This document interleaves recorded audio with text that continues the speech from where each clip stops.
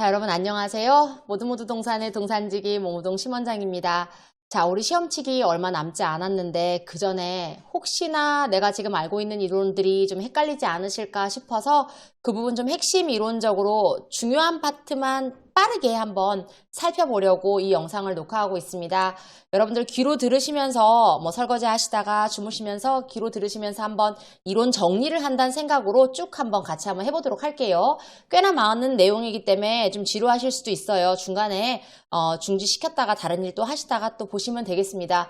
자, 요양보호 개론에 있어서 가장 많이 나오는 파트는 대상자의 이해죠. 한 번도 빠진 적이 없어요. 그 다음에 우리 이론에 대한 얘기들, 이 제도가 뭔지, 왜 요양보호사라는 제도가 생겼는지, 왜 시험이라는 게 생겼는지, 또 이 요양보호사가 어떤 일을 하는지, 이런 얘기가 당연히 나오겠죠. 관련된 제도 서비스에 대한 얘기, 그리고 인권 및 직업윤리, 특히나 요즘에는 인권 얘기 그냥 넘어갈 수가 없어요. 대상자의 인권도 중요하겠지만 이 서비스를 하고 있는 우리 선생님들의 직업윤리의식이라든지 우리가 앞으로 우리도 보호받아야 될 부분이라든지 그런 파트가 여기서 나오게 됩니다. 그 다음에는 요양보호 관련된 기초 지식 나오죠. 특히나 대상자 치매, 뇌졸중, 파킨슨 질환은 우리가 필수적으로 알고 넘어가야 되는 파트입니다. 요양보호 강론에 있어서는 신체활동이라든지 인지생활, 개인활동 지원 등등등 대상자에 대한 실질적 서비스가 어떻게 이루어져야 되는지에 대해서 얘기가 나오고 있어요. 그리고 우리가 단순히 그냥 대상자 집에 가서 청소해주고 밥해주고 그런 사람들이 아니다. 우리는 어떤 사람들이다? 요양보호사다. 그 요양보호사들은 어떤 일을 하느냐? 요양보호에 대한 기록과 업무 보고를 하는 사람이다. 내가 가서 설거지하고 빨래만 하는 사람 같으면은 그냥 가사도우미를 사용하겠죠. 근데 우리는 요양보호사다. 기본적으로 인간의 기본적인 요구사항을 지켜주지만 플러스 시설의 보고 및 기록을 해서 대상자의 삶의 질 향상에 조금이나마 도움이 될 수 있도록 하는 그러한 역할을 하고 있습니다.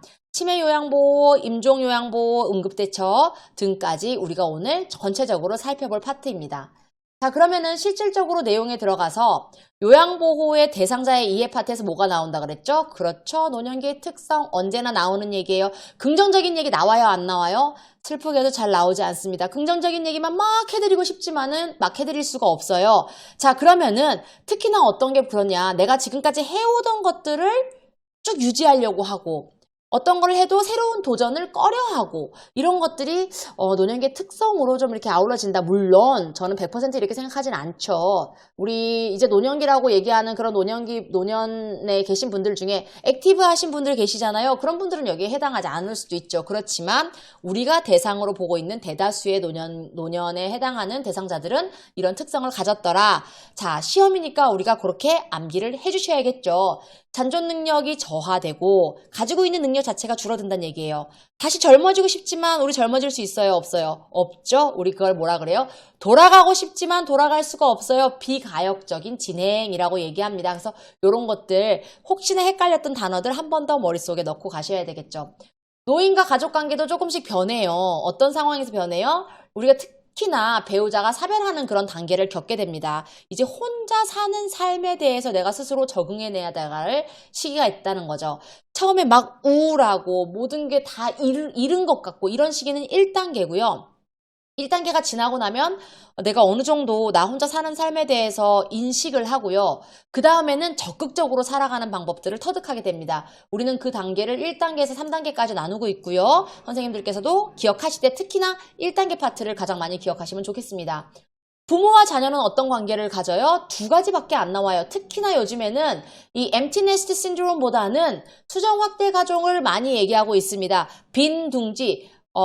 empty, 어떤 게 사라져버리는 둥지, 새가 자기 둥지에서 떠나버리고 나서 뭔가 아무것도 안 남은 것 같은 허탈함, 내 새끼들이 내 집안에서 내 한 울타리에 있다가 새끼들이 다 독립하고 나서 나 혼자만 있는 왠지 공허한 느낌이 들게 된다고 하시더라고요. 그런 상황을 우리는 empty nest syndrome, 빈둥지 증후군이라고 얘기하고요. 요즘에 왜 수정확대 가정에 제가 빨간색을 표시해 놨냐면요. 요즘에 부모님들하고 같이 사는 것보다는 같은 아파트 단지 내에 혹은 그 동네에 살면서 서로 부양해, 여기 책에서는 우리가 부모님을 부양하는 느낌이지만 요즘엔 사실 부모님들이 우리를 도와주고 계시죠. 자, 아무튼 그러한 가정을 우리는 수정 확대 가족이라고 한다. 수정된 확대 가족이다라고 기억하시면 편하겠습니다. 자, 그 다음에 제도 서비스. 자, 우리 노인돌봄 종합 서비스는 없어진 지 오래됐지만 아직까지 우리 책에 일부 표시되어 있는 것들이 있어요. 신경 쓰지 말고 지워버리세요. 맞춤 돌봄 서비스로 바뀌었습니다. 자, 그럼 여기서 제일 중요한 건 뭐냐? 노인보호 전문기관. 학대 피해 노인 전용 쉼터 가장 시험에 많이 나왔었어요. 물론 다른 것도 중요하지만 특히나 요즘에 뭐 치매 안심센터라든지 노인의 여가를 담당할 수 있는 경로당 중요하겠죠. 근데 그 중에서도 가장 중요한 거다라고 생각하면 노인보호 전문기관이다라고 여러분들이 기억하시면 되겠어요. 이 내용은 뒤에 가서 한 번 더 말씀드릴게요. 자, 노인복지시설에 여러 가지가 있습니다. 주거복지를 우선으로 하느냐, 의료복지를 우선으로 하느냐, 또 그 외에 다른 여러 가지가 또 있는데 일단은 요 두 가지를 먼저 보면은 주거복지시설에는 우리가 예전에 알고 있던 양로시설, 공동생활가정, 노인을 위한 복지주택 이런 것들이 있어요. 의료복지시설에는 노인요양시설이 있습니다. 이 노인요양시설은 우리가 기억해야 될 것 중에 하나인데요. 장기요양 등급을 가진 어르신들이 모셔질 수 있는 그런 곳이에요. 우리가 흔히 알고 있는 요양원이라는 곳이죠. 자, 이 요양원도 두 가지가 있어요. 하나는 노인 요양시설, 다른 하나는 노인 요양 공동생활가정이에요. 자, 노인 요양시설하고 노인 요양 공동생활가정하고 딱 다른 게 하나 있다 그랬어요. 뭐였죠? 그렇죠. 입소자가 달라요. 하나는 9인 이내 시설이고요. 하나는 10인 이상 시설입니다. 뭐가 10인 이상 시설이에요? 노인 요양시설이 10인 이상 시설이에요. 그러니까 실질적으로 소규모의 집처럼 생활하는 그러한 요양시설은 우리가 노인 요양 공동생활가정이다라고 한다라는 거 여러분들 기억해 놓으시고요. 자, 이렇게도 생각해 볼 수가 있어요. 우리가 크게 시설 급여와 재가급여로 나누는데 이거를 또 크게 주거복지시설이냐 의료복지시설이냐 재가노인복지시설이냐 이렇게도 나누기도 하거든요. 이거는 이제 1급 사회복지사를 공부하시는 선생님들께서 기억하시면 되고 우리 시험에서 이렇게 디테일하게 나오지는 않고요. 이렇게 어렵게 나오지는 않고요. 우리는 좀 더 디테일하게 나오는 문제들이 많더라고요. 자, 그러면 우리는 시설급여냐 재가급여냐 요 두 개를 큰 틀로 먼저 나누셔야 돼요. 자, 다시 얘기하면 우리 이 서비스에는 두 가지로 크게 나눌 수가 있다. 하나는 시설급여고 다른 하나는 재가급여다. 시설급여는 내 집처럼 생활을 하는 그 집이에요. 내 집. 집처럼 집이에요. 내 집. 내 집이라고 생각하고 생활하는 곳과 재가는 내 집이 있는데 내가 추가적으로 서비스를 받는다라고 생각하면 좀 쉬우시겠어요. 자, 그럼 시설급여는 다시 한번 정리하면 위에서 얘기했던 10인 이상을 보느냐 9인 이내로 보느냐 하는 노인요양시설하고 노인요양 공동생활가정이 있습니다. 자, 그럼 재가급여는 뭐냐? 우리 요양보호 선생님들의 70, 80% 이상이 근무하시게 되는 방문요양, 방문목욕, 주야간보호센터 등을 이야기합니다. 자, 그러면 방문요양은 뭐냐? 대상자 가정에 요양보호사 선생님이 직접 가서 대상자의 일상생활을 도와드리는 일이에요. 일상생활 이외의 모든 서비스를, 전반적인 서비스를 도와드리는 거. 방문 목욕은 목욕 장비를 딱 갖춥니다. 딱 갖춘 차량이나 목욕 장비를 갖춘 사람이 방문 목욕을 2인 1조로 제공하는 서비스라고 얘기할 수 있겠습니다. 그럼 주야간 보호는 뭐냐? 보통 야간 보호는 잘 없습니다. 주야간 보호는 뭐냐? 대상자들이 꼭 요양시설처럼 어르신이 아침부터 그곳에 가서 저녁 시간까지 혹은 뭐 점심시간인지 본인이 원하는 시간까지 식사를 다 하시고 여러 가지 편의시설을 거기서 누리다가 잠은 집에 와서 자는 그런 서비스를 주야간 보호라고 하고요. 내 집처럼 보호를 해주고 거기서 먹고 자기도까지 하는데 시설처럼 자기도 하는데 단기보호라는 게 있어요. 얘는 그렇다고 시설급여는 아니다. 단기보호는 일정 기간, 단기간 동안 가족이나 어떤 보호를 받을 수 없는 상황, 부득이한 상황이 있을 때 일정 시간, 일정 기간 보호를 받는 그런 서비스를 단기보호라고 합니다. 자, 그러면 우리가 이런 생각을 해볼 수가 있죠. 시설급여랑 재가급여랑 도대체 뭐가 좋아요? 뭐가 달라요? 장단점이 뭐예요? 시험에 나오겠죠. 시설급여 같은 경우는 거기서 원스톱 서비스가 가능해요. 아침부터 저녁까지, 밤까지, 밤새도록 누군가 나를 돌봐줄 수 있는 사람이 있다 보니까 어때요? 그렇죠. 혹시나 내가 갑자기 쓰러졌을 때, 내가 갑자기 어떤 뭐 위험에 닥쳤을 때 누군가 바로바로 조치가 되겠죠. 근데 제가는 어때요? 일정 시간만, 내가 주간보호에 가 있는 시간만, 내가 집에서 요양 선생님이 서비스를 해주는 시간만 내 보호를 받을 수 있다 보니까 어떻게 해요? 그렇죠. 응급한 상황에 대해서 바로바로 서비스가 어려워질 수 있겠죠. 자, 그런데 또 장점도 있죠. 응급 상황에 바로 대응은 어렵지만 장점은 내가 내 집에서 살 수 있다라는 장점이 있어요. 다시 선생님들한테 물어보죠. 선생님 혹시 시설에 가시고 싶으세요? 집에 계시고 싶으세요? 아, 내가 정말 몸이 어려워지지 않는 이상 내 집에 있고 싶어. 왜? 내 집이 편하니까. 내가 익숙했던 친숙했던 내 주변에 누군가가 나를 방문하기 좋은, 나한테 올 수 있는 그런 곳에 있고 싶어 라고 생각을 하시죠. 그런 큰 장점이 있고요. 시설급여 같은 경우는 아까 전에 말씀드렸던 대로 원스톱 서비스라든지 이런 응급 상황의 서비스는 가능하지만 어떤 게 불편해요? 누가 아무나 내 공간에 들어오기가 수월하다는 거죠. 개인 룸이 있어서 1대1로 있는 요양시설이 아닌 이상 대부분은 공용시설을 쓰고 공동생활을 하기 때문에 내 개인 중심의 사생활이 좀 존중하려고 노력하고 있지만 존중되기가 어려울 수 있다는 점도 여러분들이 장단점으로 꼭 기억하셔야 되겠습니다. 자, 우리 노인 장기요양보험 제도는 어떤 거예요? 65세 이상인 자 혹은 65세 미만이더라도 노인성 질병을 가진 자. 그럼 노인성 질병은 흔히 우리가 어떤 거 가장 많이 얘기하죠? 치매, 파킨슨, 뇌혈관 질환들 관련된 내용들 여러분들 꼭 기억하시고 장기요양 인정 어떻게 해요? 판정 받으려면 인정 절차라는 게 있어요. 인정 신청을 누가 해주지 않죠? 우리 부모님이, 우리 할아버지 할머니가 몸이 안 좋아요. 그럼 신청해야 돼요. 어디에? 건강보험공단에 뭐 온라인으로든 뭐 오프라인으로든 직접 신청을 하시고 그러면은 방문조사가 와요. 공단 직원분들이 뭐 간호사 자격을 가진 혹은 사회복지사 자격을 가진 작업치료사, 물리치료 자격증을 가진 그런 방문조사단이 옵니다. 조사단이 오셔서 요양인정 항목이나 특이사항을 다 작성을 하세요. 그런 다음에 1차 판정이 나요. 1차 판정이 나고 나면은 각 집에 알림이 가죠. 알림이 가고 나면 그 알림이 온 특별한 그 넘버를 가지시고 의사소견을 받으시러 가시면 됩니다. 그럼 의사소견 각 의료병원 안내해드려요. 그 각각 가까운 의료병원에 가셔가지고 의사소견을 작성하시면 의사선생님이 알아서 온라인으로 건강보험공단으로 샌딩을 해줍니다. 그럼 건보에서 그 의사소견서와 선생님들 1차 판정 난 거와 그 담당자의 특이사항을 다 확인해서 등급판정위원회라는 곳에서 최종 판정을 해요. 이 사람 3등급, 이 사람 2등급, 이 사람 1등급 판정을 하죠. 판정이 되고 나면 어떻게 해요? 각자 알림을 해드리죠. 그러면 1등급에서 인지지원 등급까지 등외에 딱 정해져요. 그러면 그 등급을 받는 데까지가 우리가 장기요양 인정 절차라고 표현을 하고요. 자, 그 이후에 등급이 나왔어요. 등급이 나오고 나면 어떻게 해요? 서비스를 받으셔야겠죠.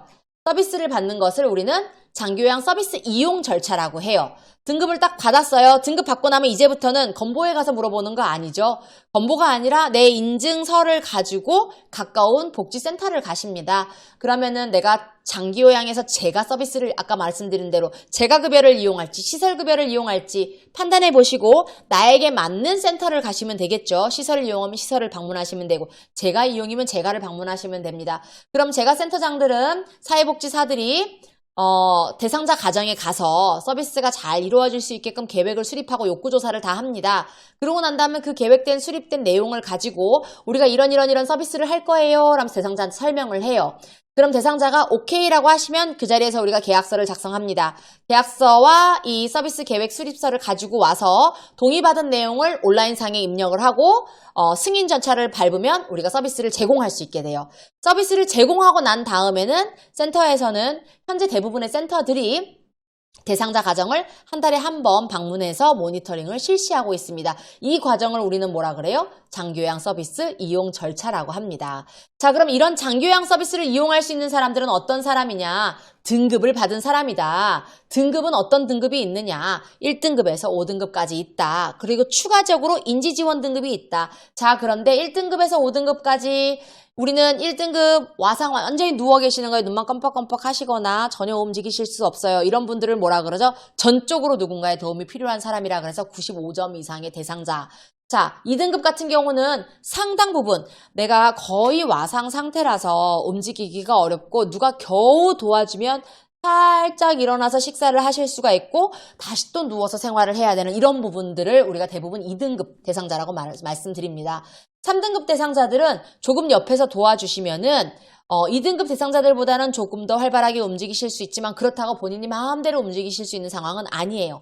4등급 대상자들은 좀 더 본인이 마음대로 움직이실 수는 있지만 식사를 혼자서 막 차려 드시거나 스스로 알아서 하신다거나 이러기가 좀 어려워요. 5등급 대상자는 겉으로 보기엔 멀쩡해요. 스스로 움직이는 것도 다 움직이는 것 같아요. 그러다 깜빡 하셔가지고 본인이 드신 것도 기억을 못 하시거나 누가 물건을 훔쳐갔다고 한다거나 혹은 가스불을 계속 켜놓는 생활을 하신다던가 하는 치매 증상을 가지고 계신 분들을 5등급이라고 합니다. 그 외에 인지지원 등급 증상은 이 5등급보다 좀 건강하시고 인지도 좀 더 명확하신 분들에 해당하는데 이 인지지원 등급만 지금 나머지 1, 2, 3, 4, 5등급하고 다르게 대상자 가정으로 가는 재가급여 서비스가 방문요양 서비스가 불가능합니다. 인지지원 서비스는 어디에 한해요? 주야간, 인지개선 프로그램, 인지서비스 제공에만 한합니다. 그러니까 내가 인지지원 등급을 받고 복지센터에 전화해서 요양보호 선생님 좀 보내주세요 하면 보내줘요? 안 보내줘요? 안 보내준다는 거 여러분들이 기억하셔야 되겠죠. 자, 그러면 이런 서비스를 내가 15% 낸다는데 100만 원어치 서비스를 이용하면 나는 15만 원만 낸다 그러는데 대부분이 일반인 경우에 기초생활수급권자라든지 감경 대상자가 아닌 경우에 자, 그럼 내가 15만 원만 낸다는데 이 돈은 도대체 85%는 어디서 나오는 거야? 라고 물어본다면 85%는 우리가 재원 조달을 어디서 하느냐? 자, 일부는 여기는 안 적혀 있네요. 일부는 국가가, 일부는 내가, 일부는 건강보험, 우리 장교양보험료에서 납부를 합니다. 자, 그런데 그럼 돈은 나는 얼마를 내느냐? 내가 내는 돈은 시설은 20%, 재가는 15%. 자, 그럼 얘기를 해보면은 시설은 공동생활가정이라든지 아까 전에 말씀드렸던 우리가 기본적으로 알고 있는 요양시설이라고 하는 곳은 20%를 낸다는 100만 원어치 서비스를 이용하면 20만 원을 낸다는 거예요. 그럼 재가급여는 어떻게 되느냐? 재가급여, 방문요양, 방문목욕, 주야간보호 포함됩니다. 단기보호 이런 애들은 여기에 복지용구, 기타 급여도 들어가요. 이 복지용구 같은 경우도 재가급여에 해당하기 때문에 15%만 낸다는 거 100만 원어치 서비스를 이용하면 15만 원만 내시면 된다는 거 여러분들 기억하시고 대상자에 따라서 감경 대상자이냐 뭐 기초생활수급권자이냐 따라서 본인 부담금이 전혀 없을 수도 있습니다. 자, 판정 결과를 통보받았어요. 내가 등급을 탁 받았어요. 예전에는 등급을 받으면 유효기간이 되게 짧았었거든요. 그런데 그 짧은 기간을 얘기하면 여러분들 헷갈리실 수가 있으니까 제가 최근 것만 딱 말씀드리면 지금은 장교양 유효기간이 최소 몇 년이에요? 2년. 최소 몇 년이에요? 2년 나온다는 거. 유효기간을 갱신할 때 갱신 직전 등급하고 같은 등급 받았다. 다시 얘기하면 1등급이 나왔는데 똑같이 1등급이 나왔다. 그럼 1등급만 4년을 줘요. 내가 1등급 나왔는데 똑같이 1등급 나왔으면 1등급은 크게 이거 한 2년 정도 두고 봐도 이 어르신이 눈만 껌뻑껌뻑하는 와상 상태에서 변함이 없다. 이거 또 등급 내도 큰 변화가 없겠구나라고 보기 때문에 4년이 나옵니다. 자, 유효기간 갱신 때 2등급에서 4등급 같은 경우는 몇 년 나와요? 똑같은 등급이 나오면 3등급이 나와요. 5등급에서 인지지원 같은 경우는 등급이 변화가 있을 가능성이 높다라고 보기 때문에 짧게 2년만 나옵니다. 자, 그런데 1등급이었다가 2등급이 된다거나 2등급이었다가 1등급이 된다거나 4등급이었다가 3등급이 된다거나 3등급이었다가 1등급이 됐다. 그러면 어떻게 나와요? 등급이 새롭게 나왔다고 보시면 되는 거예요. 그래서 몇 년이에요? 다시 2년이 나옵니다. 요거 헷갈리시면 안 돼요. 다시 몇 년이 나와요?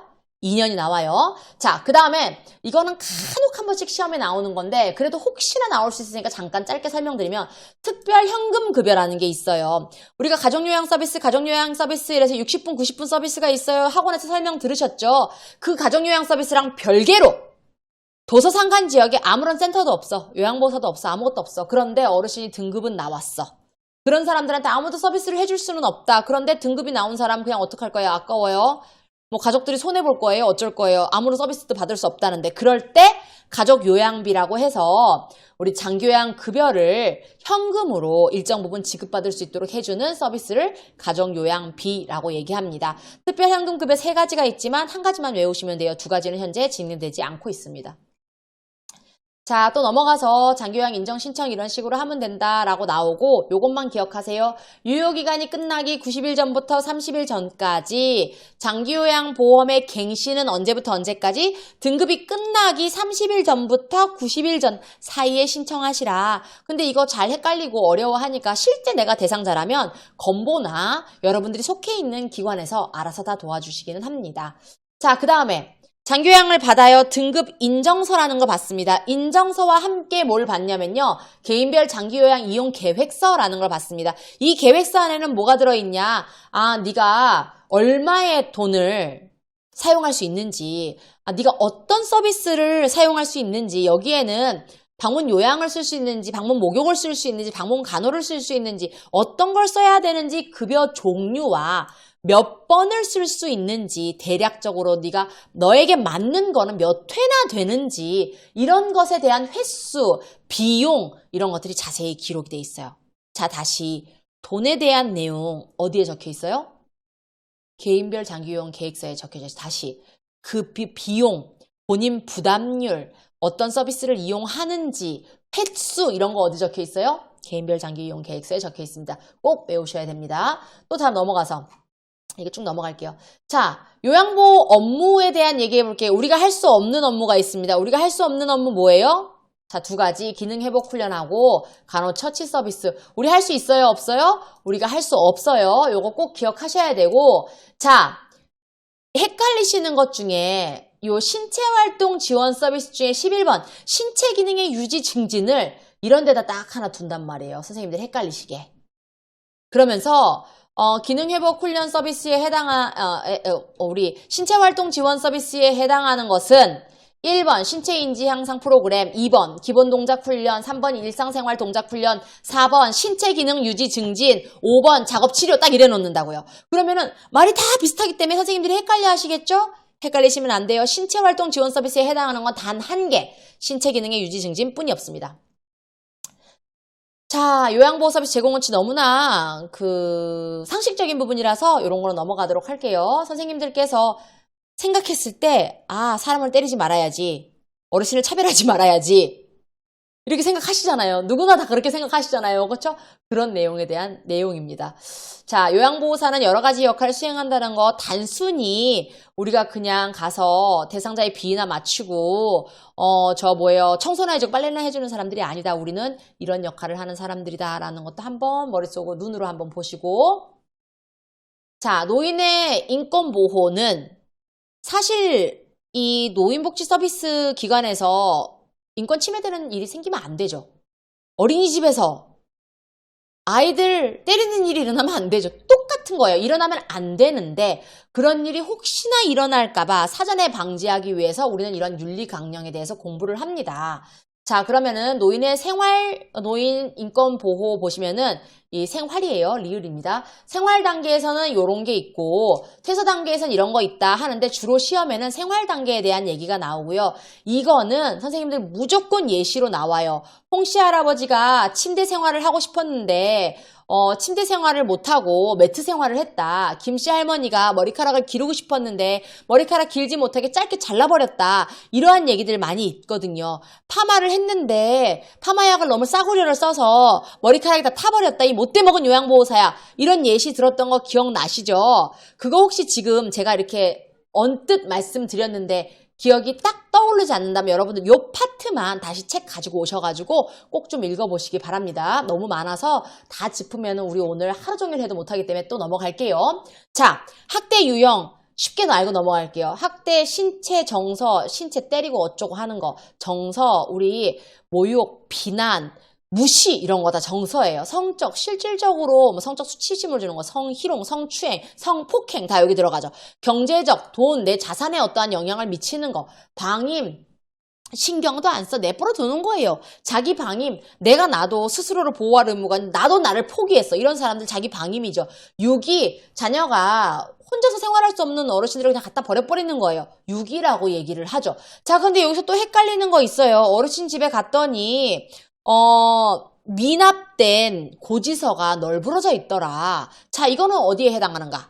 이거 시험 매번 나오는데 우리 선생님들이 매번 헷갈리는 거예요. 자, 1번 문제 제가 내요. 미납된 영수증이 널브러져 있었어요. 어디에 있는 어떤 학대인가? 2번 문제 수도랑 전기를 단절시켰어요. 단수시키고. 이거는 어떤 문제일까? 자, 1번 문제 같은 경우는요. 방임입니다. 갔더니 돌봄 의무자가 돌보지 않았어요. 그래서 의식주나 의료를 적절하게 제공하지 않았어요. 그래서 실질적으로 이런 거를 제때제때 납부해 주셨어야 되는데 그러지 않아서 막 널브러져 있어요. 방임이에요. 자, 그런데 의도적으로 내가 단수를 시키고 전기 공급을 끊었어요. 단전을 시켰어요. 그럼 어떻게 돼요? 그거는 죽으라는 소리예요. 내 신체, 내 몸에 직접적으로 손상을 입힐 수 있는 그런 일이기 때문에 걔는 어디에 들어가요? 걔는 신체적 학대에 들어갑니다. 자, 이거 헷갈리시는 분 또 들어가서 책 보셔야 돼요. 그냥 넘어가시면 안 돼요.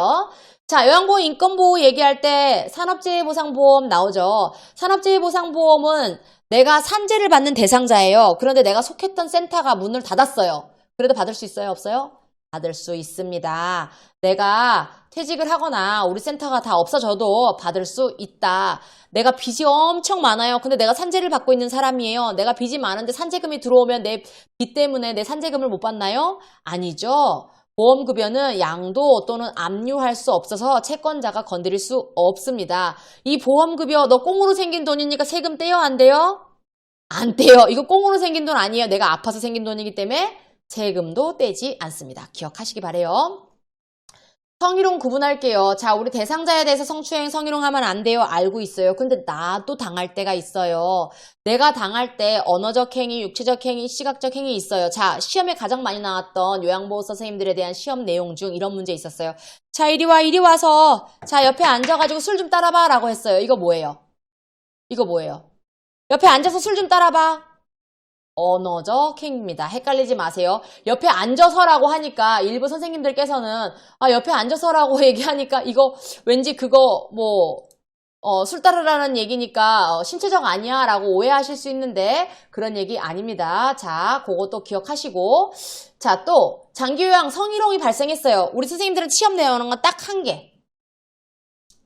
감정적인 대응을 삼가하고 단호히 거부 의사를 표현하시라. 제가 수업 때도 말씀드리지만은 요양보호 선생님들한테 왔어요. 그래서 누가 선생님 뒤에서 확 안았어요. 어머, 야, 얘가 미쳤는가 보다! 이러지 마시라고 제가 말씀드렸죠. 그쵸? 그걸 좋아할 수도 있어요. 일부 대상자들은. 그렇기 때문에 딱 정색하시고 어르신 이러시면서 더 이상 서비스가 불가능합니다. 센터에 이 상황을 이야기해야 합니다. 저 이렇게 하면 더 이상 근무 못해요 라고 말씀하셔야 된다라는 거예요. 자, 선생님들 어려운 거 알아요. 그래서 연습을 시키죠. 그래서 우리 이런 실전 연습 시키잖아요. 일부러 제가 뒤에 가 선생님 많으면서 말씀해보세요 라고 말씀드리잖아요. 그런데 막상 제가 딱 하면 선생님들이 어땠어요? 당황하기 바쁘셨죠. 그렇기 때문에 연습이 필요로 한 거예요. 왜 했던 교육 또 하고 왜 또 하고 또 매년 요양보호사 선생님들 직무교육 할 때 이 얘기 하거든요. 똑같은 얘기 또 하거든요. 왜? 우리가 반복적으로 학습함으로 인해서 정말 현장에서 나한테 이런 일이 닥쳤을 때 의연하게 대처할 수 있게끔. 자, 그러면은 제가 몇 번에 한 번 한다 그랬어요? 매년 한다 그랬어요. 언제? 성희롱 예방교육은 1년에 한 번 이상. 1년에 한 번은 누가 시켜줘야 할 거 아니에요? 누가 시켜줘야 할 거 아니에요? 그렇죠? 누가 시켜요? 장교양 기관장은 이걸 시켜야 할 의무가 있다라는 거예요. 자, 그러고도 안 돼요. 그럼 어떻게 해요? 서비스 중단해야죠. 그럼 계속 끌고 갈 수는 없잖아요. 그렇죠? 자, 요양보호사의 직업윤리. 내가 내 권리를 얘기하고 싶어요. 그럼 나도 내 일을 똑바로 해야 되겠죠. 그쵸? 나는 내 할 일을 똑바로 안 하면서 이것도 해주세요, 저것도 해주세요. 그럼 누가 좋아하겠냔 말이에요. 그쵸? 그래서 요양보호사 선생님들의 직업윤리라는 게 있는 겁니다. 자, 전문가가 되려면 여러 가지가 필요로 한데 특히 세 가지를 많이 얘기를 해요. 네 직업에 직업윤리가 있느냐, 너네 직업을 이야기할 수 있는 이론이 있느냐, 너네 직업이 과연 대학에서 가르치고 있는 학문이냐, 요 세 가지를 가장 많이 이야기를 하는데, 자, 우리 요양보호사에 대한 이야기는 현재 직업 윤리가 있습니다. 아직 대학이라든지 우리를 딱 뒷받침할 수 있는 이론적 근거는 없지만 우리가 현재는 직업 윤리는 있다라는 거, 이렇게 차근차근 전문가로서 이렇게 차근차근 우리의 입지를 다져가는 거죠. 자, 직업 윤리는 차별 대우하지 않고 어떠한 일이 있으면 반드시 시설장이나 관리 책임자한테 보고하고, 내가 가진 지식이 전부가 아니잖아요. 그렇죠? 내가 10년을 일했다고 해서 우리 요양보 선생님들이 가장 위크 포인트 단점이 뭐예요? 슈퍼바이징을 받을 수 없다라는 거예요. 특히나 방문 요양센터에서는. 그나마 시설은 한 곳에서 슈퍼바이징을 해줄 수 있는 사람들이 계속 옆에서 지켜보니까 어떻게 일하는지를 조금이나마 내가 하던 습관에서 벗어날 수가 있는데, 방문 요양은 각자 다른 대상자가 각자 다른 걸 원하고, 그리고 거기서 있는 센터장이 24시간 요양보 선생님들을 지켜보고 있는 게 아니기 때문에 지속적으로 개인이 지식을 습득하고 기술을 습득하지 않는 이상 거기서 머무르게 될 가능성이 굉장히 높아요. 그래서 이런 부분들을 선생님들이 나중에 혹시 현장에 나가시게 되면 계속해서 교육해주고 선생님들한테 어떤 자리를 마련해주는 그런 센터에서 일을 하셔야 스스로의 발전이 있습니다. 내 외모 관리, 자기 관리도 중요하죠. 그리고 다른 전문가들과 적극적으로 협력해야 되고 수직적 관계가 아닌 상호 대등한 관계인 것도 기억을 하셔야 됩니다. 윤리적인 태도 가지셔야 되고 당연히 인격체로 존중하고 모든 프로그램에 적극적으로 참여하셔야 되고요. 법적, 윤리적 태도를 다하셔야 되죠. 막 대상자 뺏어가고 막 이쪽으로 옮겨가고 막 기러기처럼 그런 일 하지 마세요. 요즘에는 센터들도 그리고 대상자들도 다 똑똑하셔가지고 고소고발 난무합니다. 그래서 서로 불편한 일은 가급적 안 하시는 게 좋겠어요. 그리고 진짜 이상한 곳이 있으면 고발하시고, 그래서 올바른 요양 문화가 잘 이루어질 수 있게끔 하셔야 되겠죠. 다 우리 모두의 책임입니다. 자, 요양보호사 선생님들, 그러면은 우리 건강과 안전관리하기 위해서 어떻게 우리가 한 동작을 계속 지속적으로 하기 때문에, 근데 우리만 그러는 건 아니죠. 어떤 공장이든지 어떤 물류작업센터라든지 택배 운행하시는 분들도 다 똑같은 동작을 계속하죠. 그럼 이런 직업군들은 뭘 조심해야 돼요? 근골격계 질환을 조심해야 됩니다. 그 중에서도 우리 시험에 가장 많이 나오는 거는 수근관 증후군. 수근관 증후군이 갑자기 손끝이 저리고 손목이 아프고 막 손가락이 저리고 이러면 뭘 잡았는데 툭 떨어뜨리고 이런 일이 생겼을 때 수근관 증후군이 아닐까? 그러면 내가 스스로 진단하는 건 아니에요. 혹시나 자가 진단법으로 이렇게 할 수 있는가? 이렇게 할 때 내가 한 1분 정도 이렇게 해봤는데 너무 저림 증상이 심해지는가? 근데 저도 저림 증상이 있거든요. 너무 놀라지 않으셔도 돼요. 의사 선생님한테 물어보시면 가장 적절합니다. 일단은 시험에는 나올 수 있다. 요통 뭐예요? 허리 아픈 거. 허리 아플 때 몸을 이렇게 구부리면 안 된다고 얘기하죠. 가급적 내 척추의 라인을 그대로 지켜주신 상태에서 척추 중립을 유지해 주시고 흉곽 조여주시고 호흡하시면서 어떻게 해요? 무게중심을 낮춘다. 무게중심 어떻게 낮춰야 돼요? 허리를 구부리면서 무게중심 낮추면 안 돼요. 모 구부리면서 무릎 구부리면서. 저는 퇴행성 관절염이 있기 때문에 무릎이 굉장히 아파서 우리 선생님들 중에 무릎 아파서 무릎 못 구부리시는 분 저는 100% 이해합니다. 그렇지만은 우리 시험에서는 무릎을 구부려서 다음에 무릎을 펴서 올라와야 허리가 안 아프다. 이 문제는 무슨 문제예요? 허리 문제이기 때문에 그렇습니다. 물건은 든 상태에서 허리를 방향을 바꿀 때 획 허리를 돌리지 않는다고 했어요. 발을 움직여서 물건의 위치를 바꿔주셔야 됩니다. 물건 최대한 몸 가까이 지지면 넓혀서. 자, 그럼 이런 그림도 같이 중요하겠죠. 대상자 근처에 가서 대상자와 나와의 거리를 좁힌 후 대상자를 움직이셔야 선생님들 허리가 안 아프겠죠. 자, 다쳤어요. 갑자기 삐끗했어요. 그럴 때 뭐 갖다 대요? 냉찜질 먼저, 그 다음 옴찜질 나중에. 스트레칭 할 때 한 동작 얼마나 해야 돼요? 한 동작 쭉 스트레칭 했어요. 적어도 우리 10에서 15초 정도, 길게 할 때는 20초까지도 하는데 우리는 시험 봐야 되니까 10에서 15초 정도 유지한 다음에 내려요. 이런 동작을 5에서 10회 정도, 중간중간 쉴 때 5초에서 10초 정도 쉰다 기억하시고요. 자, 결핵. 내가 걸리고 싶어서 걸리는 건 아니지만은 결핵이 있는 환자 무조건 보건소 가서 검사 받으셔야 되고요. 호흡기 통해서 감염되니까 물건 조심하시고요. 독감, 인플루엔자, 노로바이러스 장염 다 중요하죠. 이 노로바이러스는요, 선생님들 꼭 주의하셔야 될게요. 정말 감염력이 심해요. 그래서요, 2, 3일 동안은요, 가급적 요양보호 업무를 좀 중단하시는 게 좋아요. 센터들은 죽어나죠. 제가 센터장님들 마음을 다 압니다만은 2, 3일간은 요양보호 업무를 중단해서 타인이 들어가실 수 있게끔 괜히 대상자까지 같이 장염 걸려가지고 서로 힘들게 그렇게 하시는 일은 없게끔 하시기 바랍니다. 자, 요양보호 관련 기초 지식 볼게요. 노인성 질환의 특성, 이런 질환 특성이 있어요. 어르신들 자주 아파요. 근데 이 아픈 게 어때요? 빨리 끝나요? 빨리 안 끝나요? 합병증 생기기 쉬워요. 그래서 별거 아닌 질환으로 시작했는데 사망에 이르는 경우들이 있습니다. 그래서 그런 거 좀 조심하셔야 되고, 어르신들 소화기계에도 이상이 있어요. 그렇기 때문에 짠맛과 단맛 좀 이런 거 느끼는 거 둔해져요. 외국 분들 보시면은 나이 연세가 많으신데 초콜릿을 참 편안하게 드시잖아요. 우리는 먹으면 너무 단데 라고 싶은데 어때요? 이 혀의 단맛을 느끼는 게 좀 둔해지기 때문입니다. 짠맛도 둔해지죠. 그래서 우리 어르신들 봐봐요. 우리 어머님들이 김장할 때 점점 짜지죠? 자, 그런 것들이 이런 것 때문이다. 자, 소화 능력 저하가 있어서 가스 차고 변비, 설사, 구토 등 생겨요. 그래서 대부분의 우리 노인분들이 변비가 좀 있습니다. 그래서 우리 유산균 계속 드실 수 있게끔 그렇게 말씀드리죠. 위염 같은 경우에 위가 무겁고 팽만감 느껴져요. 위궤양 같은 경우는 근육층까지 손상되었고 특히나 새벽에 너무 상복부가 너무 불편해서 막 이렇게 쥐어짜는 이런 경우가 생기고요. 위암 같은 경우는 사실은 이 상태보다 더 심각해서 점막에 다 이 세포가 전이가 된 다음에 사실은 이 생존도 요즘에는 많이 좋아지긴 했지만 이 위암 대장암은 사실 좀 오래 못 하시죠. 그래도 요걸 잘 극복하신 분들은 5년간 재발이 안 했으면 극복했다라고 보기도 합니다. 대장암 같은 경우는 특히나 식사 중요시 하시고 드시게 하시고요.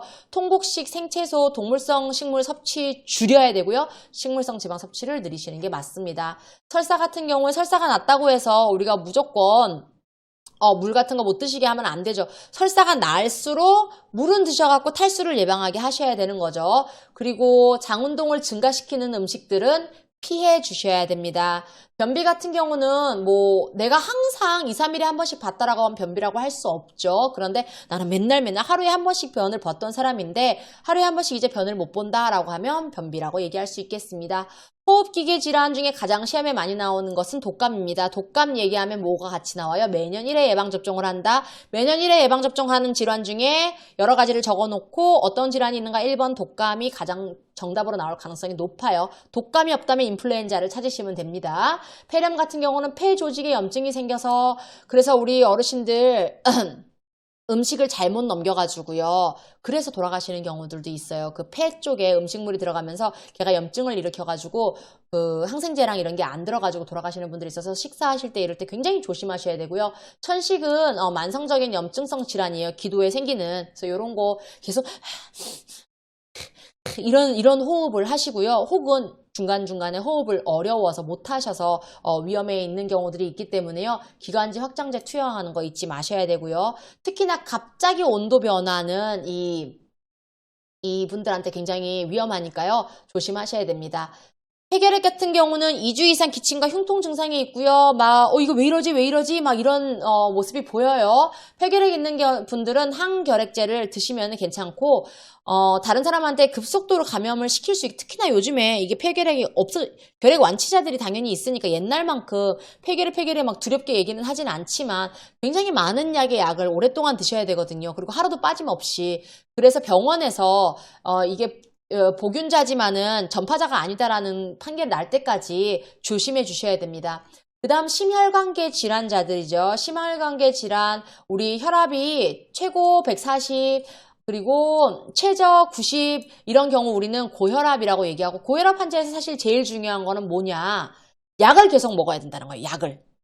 우리가 나 좀 내려왔다고 해서 안 먹거나 나 정상인 것 같은데 혼자 스스로 약을 중단하면 돼요? 안 돼요?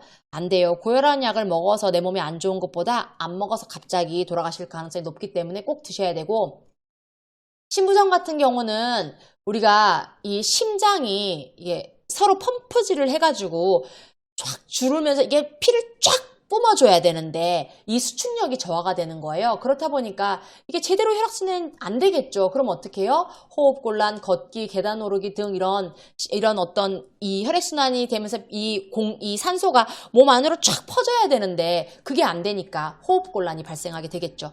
자, 빈혈 같은 경우 적혈구나 헤모글로빈이 부족해서 몸에서 필요한 만큼 산소 공급이 안 되는 거예요. 그래서 팽 돌고 이러죠. 그래서 이런 분들 특히나 기립성 저혈압 이런 빈혈 증상 비슷한 증상이 오시는 분들은 뭘 조심해야 돼요? 우리가 낙상을 주의해야 돼요. 자, 그 빈혈에서 비타민 C 함께 복용하고 빈혈 예방 음식 이런 거 드시게 한다라는 것도 선생님들 기억하시고요.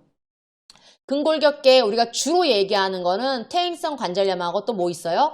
골다공증, 그리고 고관절 골절. 어르신들 고관절 골절, 낙상으로 인해서 발생하고 나면은 돌아오실 가능성이 굉장히 희박해요. 물론 살아서 오시는 분들도 계시지만 대부분 다 와상 상태로 계시다가 돌아가실 가능성이 높아요. 그러니까 조심하셔야 되겠죠. 자, 퇴행성 관절염 저도 있다고 말씀드렸어요. 뼈 끝부분 연골에 달아가지고요. 움직일 때마다 너무 아파요. 염증성 변화가 있는데 자, 특히나 아침에 일어날 때 너무 뻣뻣해요. 경직 현상이 발생해서 천천히 부담 가지 않도록 이게 좀 유연해지고 뻣뻣함이 좀 없어지고 나면 움직이실 수 있게 급하게 하지 마셔야 되고요. 골다공증 같은 경우는 체중 부하 운동 탁 걸을 때 딱 이렇게 체중이 탁탁 실릴 수 있는 그런 운동 하셔도 됩니다. 비타민 D 섭취하시고 햇빛 받으시면서 그렇게 운동하실 수 있도록 도와주시면 되겠습니다. 비뇨 생식기계 같은 경우는 어때요? 노화의 특성에 어떤 게 있어요? 여자 같은 경우는 질벽이 얇아지고 탄력성이 좋아지니까 성교를 할 때 좀 어렵고 통증이 있을 수가 있어서 어떻게 돼요? 자연스럽게 성욕이 좀 감소가 됩니다. 방광 기능이나 대뇌 기능 저하로 빈뇨증, 요실금, 야뇨증 있을 수 있어요. 요실금 같은 경우는 내 의지랑 상관없이 그냥 소변이 툭 흘러버리는 거예요. 그럼 요실금에 특히나 이런 요실금들 있죠. 복압성. 이렇게만 해도 소변이 쭉 나와버려요. 이렇게만 해도 소변이 쭉 나와버려요. 복압성. 배의 압력이 높아지면 소변이 나와버리는 거. 절방성. 나 화장실 좀 가볼까 하는데 이미 쌌어. 나 지금 가볼까 생각했는데. 절박성. 내가 이걸 조절할 수 있는 그런 능력이 줄어든 거예요. 역류성. 이미 찼는데 이게 내가 버텼다가 소변으로 방출돼야 되는데 그게 아니라 계속 그냥 알아서 소변이 내가 준비해서 시작되기 전에 그냥 알아서 방광에서 술술술술술술 흘러 넘치는 거예요. 이런 걸 역류성 요실금이라고 합니다. 얘네들 이런 요실금은 골반 강화 운동, 충분한 수분 섭취, 방광 기능 유지. 그러니까 내가 요실금이 있다고 해서 이제 화장실 가기 싫어, 물 안 먹을래 이러면 안 된다는 거예요. 이런 거 주의하시고요. 남성분들은 대부분 다 전립선 비대증이 있어서 화장실 가실 때 계속 찜찜함이 있으십니다. 그래서 이런 것도 선생님들께서 왜 저러시지? 라고 하지 마시고 전립선 비대증 때문에 저 아버님께서 그러시는구나, 저 어르신께서 그러시는구나 라고 생각해 주셔야 돼요. 피부계 볼게요. 노화가 일어나면 자연스럽게 피부 껍데기 이렇게 어르신들 껍데기 이렇게 늘어나는 거 보이시죠? 표피가 얇아져요. 이게 우리 눌렀을 때 젊을 때는 톡 하고 빨리 돌아오는데 나이가 들수록 탄력성도 감소해요. 이렇게 툭 찍어 놓으면 저 오늘 강의 끝날 때까지도 이 똑 찍어져 있는 거 계속 표시가 날 거예요. 20대, 10대 애들하고 완전히 다르죠? 그래서 욕창이 생길 가능성이 높습니다. 욕창 특히나 중요한 거 여러분들 기억하고 계세요. 욕창은요 사실요 식사 잘 하시고 수분 섭취 충분히 하시고 조금만 잘 움직여 주시면 안 생겨요. 그런데 음식도 잘 안 드시고 화장실 가기 싫으시니까 귀찮으시니까 물도 잘 안 마시고 그렇다고 물 챙겨주는 사람도 없고 한 자리에서 계속 앉아서 TV 보시고 이러면은 꼬리뼈 있는데 엉덩이 있는데 욕창 생길 수 있어요. 좌골뼈 있는데 욕창 무조건 생깁니다. 요거 주의하셔야 되고요. 자, 피부 건조증, 피부 외층 자체가 건조해지고 얇아지고 거칠어지니까 보습제 사용하시고 대상포진 땡땡땡땡땡땡땡땡땡땡땡 이렇게 점처럼 쭉쭉쭉쭉쭉 생기는 거 혹시 보신 적 있으신가요? 주변에 굉장히 따갑기도 하고 타는 듯한 느낌이 든다는 표현을 하세요. 저는 대상포진이 걸려보지는 않았지만 우리 요양보 선생님들 중에 걸리신 분들 중에 일부는 너무너무 아프다고 하시고 일부는 괜찮았다라고 하시는 분들도 계시지만 대부분 타는 듯한 이런 살짝 바람만 스쳐도 아프다라고 표현을 하시더라고요. 자, 그리고 모양이 띠 모양을 이룬다 기억하시고 옴 같은 경우에는 피부병 유발하면서 옴은 내가 그 근처에 있었던 사람이라면 나랑 같이 뭐 밥도 먹고 뭐 근처에 하여튼 같이 일하는 동료였다면 같이 집안에 사는 사람이라면 내게 증상이 없더라도 다 같이 치료하셔야 돼요. 뭐라고요?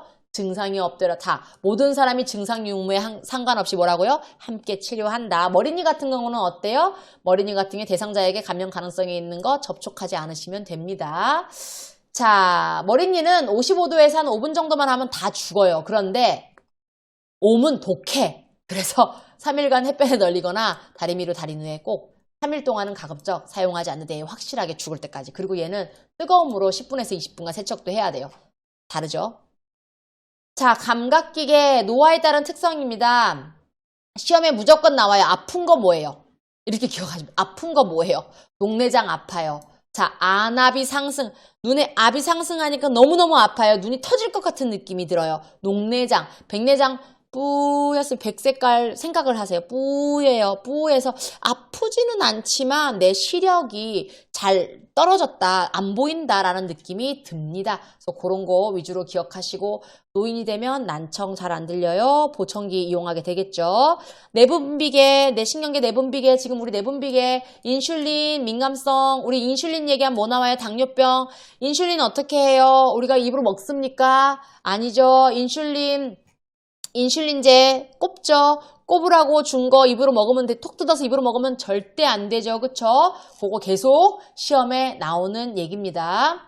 자, 심리정신계 노화에 따른 거 우울증 있어요. 우울증 심해지면은 치매 증상처럼 보이기도 하고 치매 증상이 되기도 합니다. 그래서 여러분들 요 부분 우리 심리정신계 중요하니까 요거 지금 잠깐 끊었다가 심리정신계부터 또 시작하도록 할게요. 자, 우리 심리정신계 제가 아까 중요하다고 말씀드리면서 첫 번째 시간 정리했어요.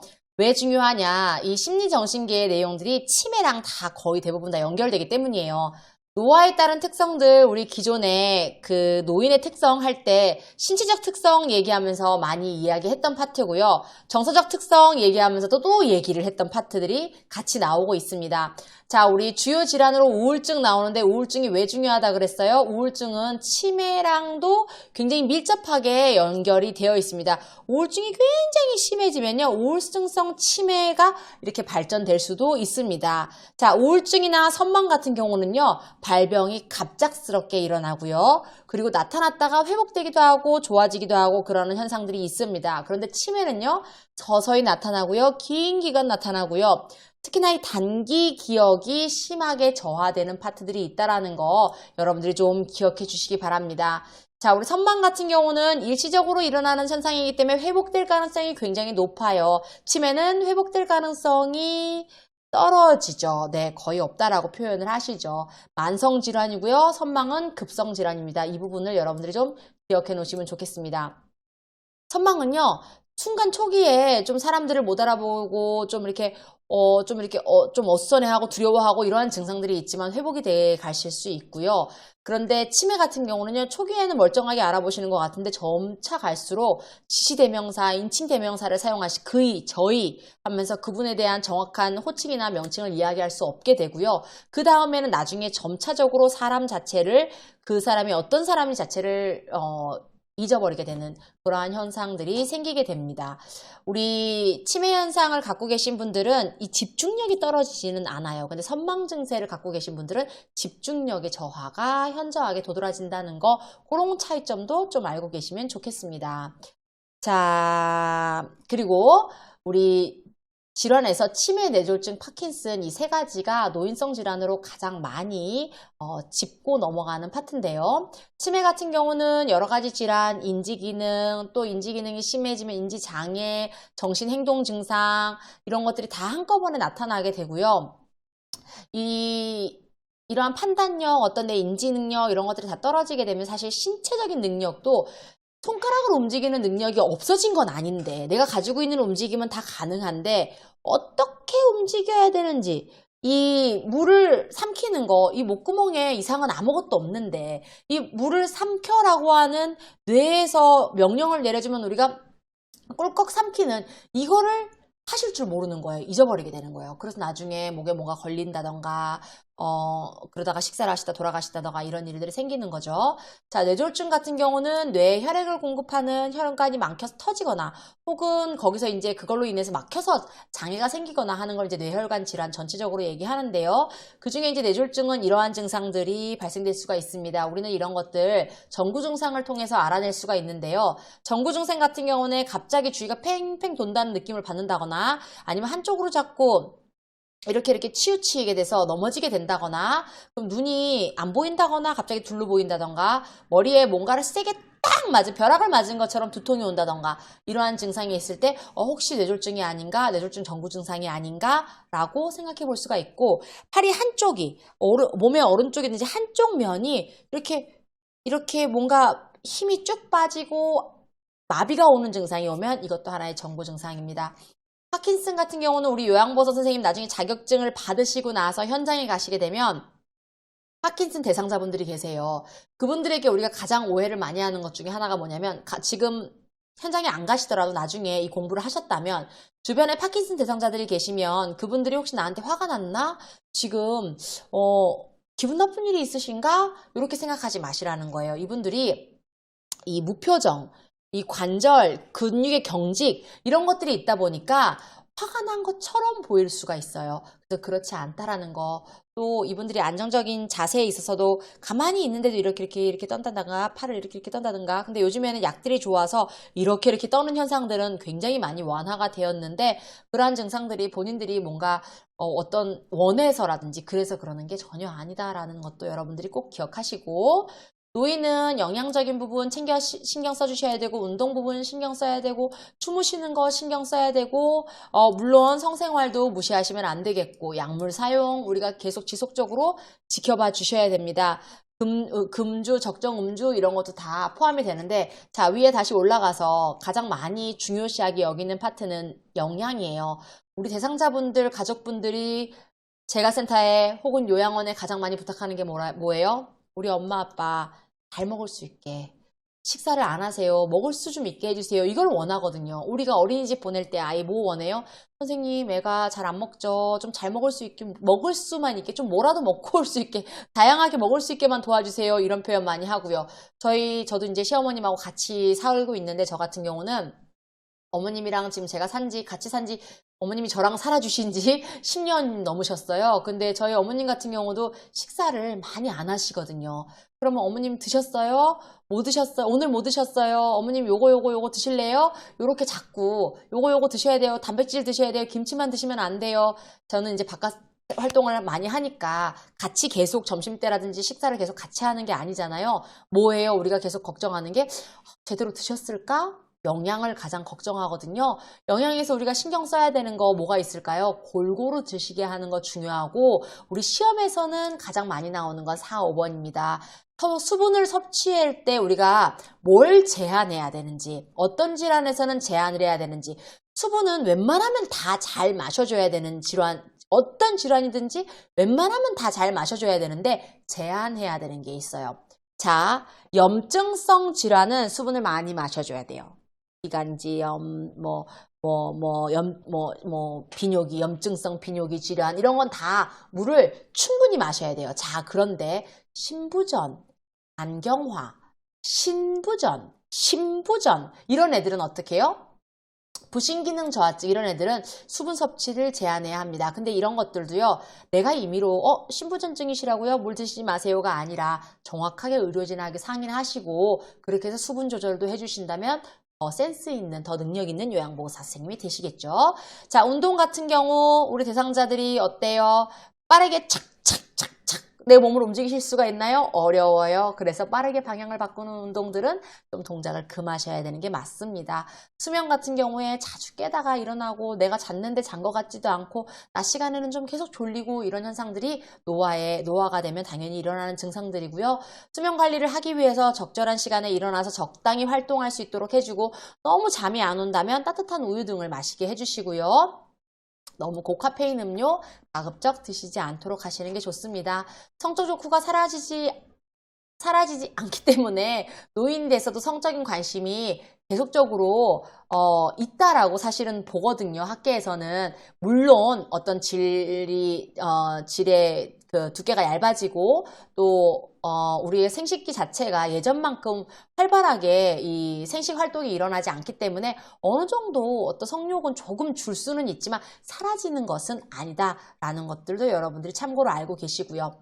약물을 사용하는 데 있어서 노인의 약물 사용 같은 경우는, 노인들은 약물을 섭취하면 얘네들이 어때요? 빠르게 흡수해서 빠르게 배출하고 이게 잘 안 된단 말이에요. 그래서 또 어르신들은 약물을 마음대로 과용하시는 경우들이 있어요. 내가 마음대로 처방해서 의사가 준 대로 안 먹고 복용하기 전 뭐 비처방약이든 처방약이든 의사가 준 대로 드셔야 되는데 그렇게 안 드시고 본인이 마음대로 섭취하시는 경우들, 본인이 제조하시는 경우들도 있거든요. 그런 거 주의해 주셔야 되고요.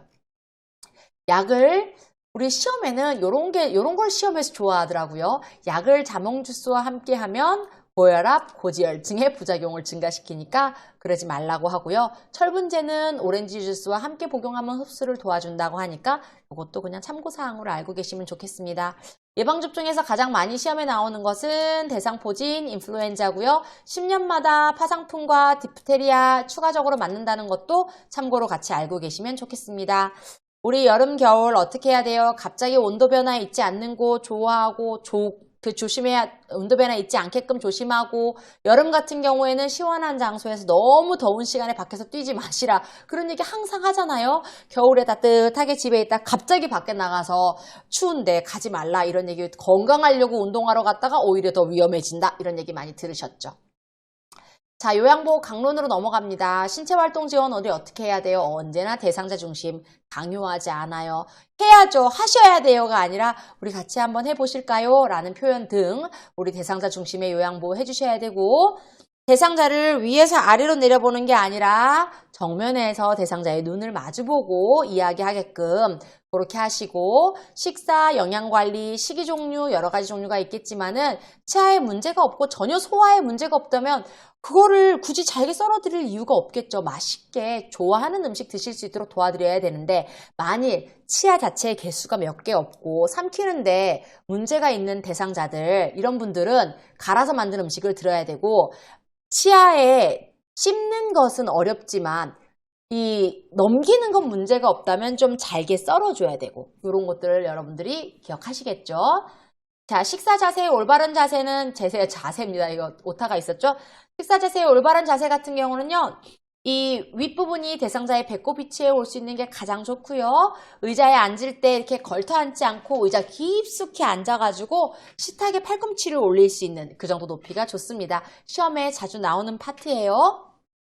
다리가 의자에서 발바닥이 바닥에 닿아야 될까요? 말아야 될까요? 발바닥에 닿을 수 있는 높이. 자, 대부분이 배꼽 높이, 식탁의 윗부분이 배꼽 높이, 팔꿈치 올릴 수 있는 의자 깊숙이, 발바닥이 바닥. 요거 항상 시험에 나오니까요. 기억하시고요. 식사를 도울 때 충분히 삼킬 수 있을 정도의 적은 약을 입에 넣어주지 막 많이 준다고 좋은 거 아니겠죠? 식사 후 한 20-30분 정도는 좀 앉아 있을 수 있게, 안장 아니에요. 죄송해요. 이게 오타가 너무 많네요. 앉아 있을 수 있게 도와주셔야 되고요. 또 우리 위 안으로 이 영양제를 넣어드릴 때는 어떻게 해요? 좀 체온 온도로 너무 뜨겁게 하시면 안 됩니다. 미지근하게 데워서 드리면 좋고요.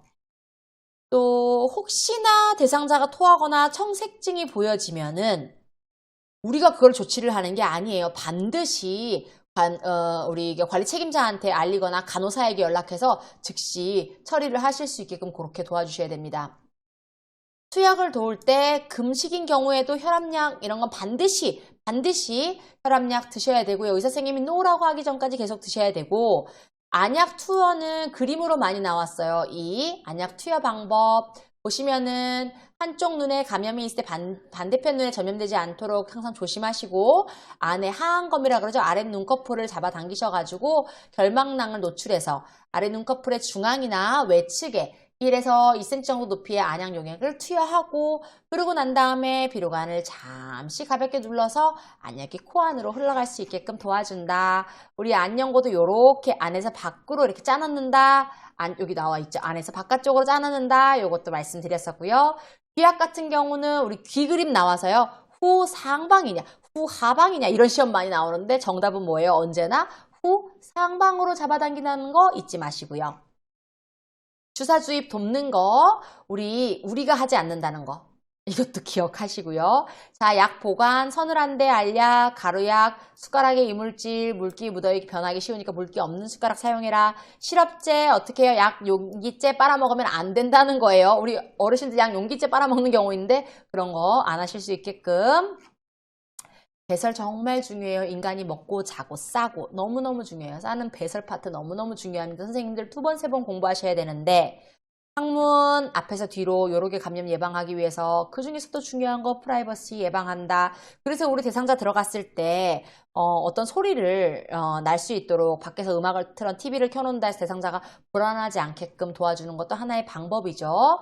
그리고 어르신들이 혹시나 실수를 했다고 부끄러워하시거든요. 왜 인간인지라 내 대소변을 누구한테 보여주는 게 누가 좋겠습니까? 그렇죠? 그래서 그런 부분들 부담 느끼지 않도록 해드리는 게 너무너무 중요하고요.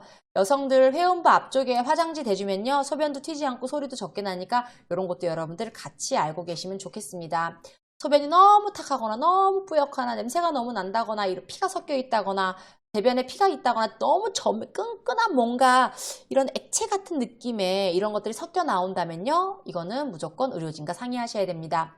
이동변기 어떻게 해야 돼요? 언제나 이동변기, 침대, 휠체어 다 어디예요? 건강한 쪽으로 붙여서 그래서 이동시켜 줄 수 있다. 요거 시험에 항상 나오죠? 기저귀 사용 돕는 거 욕창 잘 생길 수 있으니까 조심해줘라. 유치도뇨관, 소변 주머니 얘네들 다 어떻게 해야 돼요? 방광 위치보다 높게 둬요? 낮게 둬요? 낮게 둔다. 높게 두지 않는다. 여러분들 기억하세요. 금기사항이 없는 한 수분 섭취 권장해야 된다. 우리가 이렇게 방광주 소변주머니를 차고 있으면 대부분 다 이 소변주머니에 소변 차는 것도 보기도 싫고 자꾸 화장실 가는 거 느끼기도 싫으니까 물 섭취 스스로 제한하시거든요.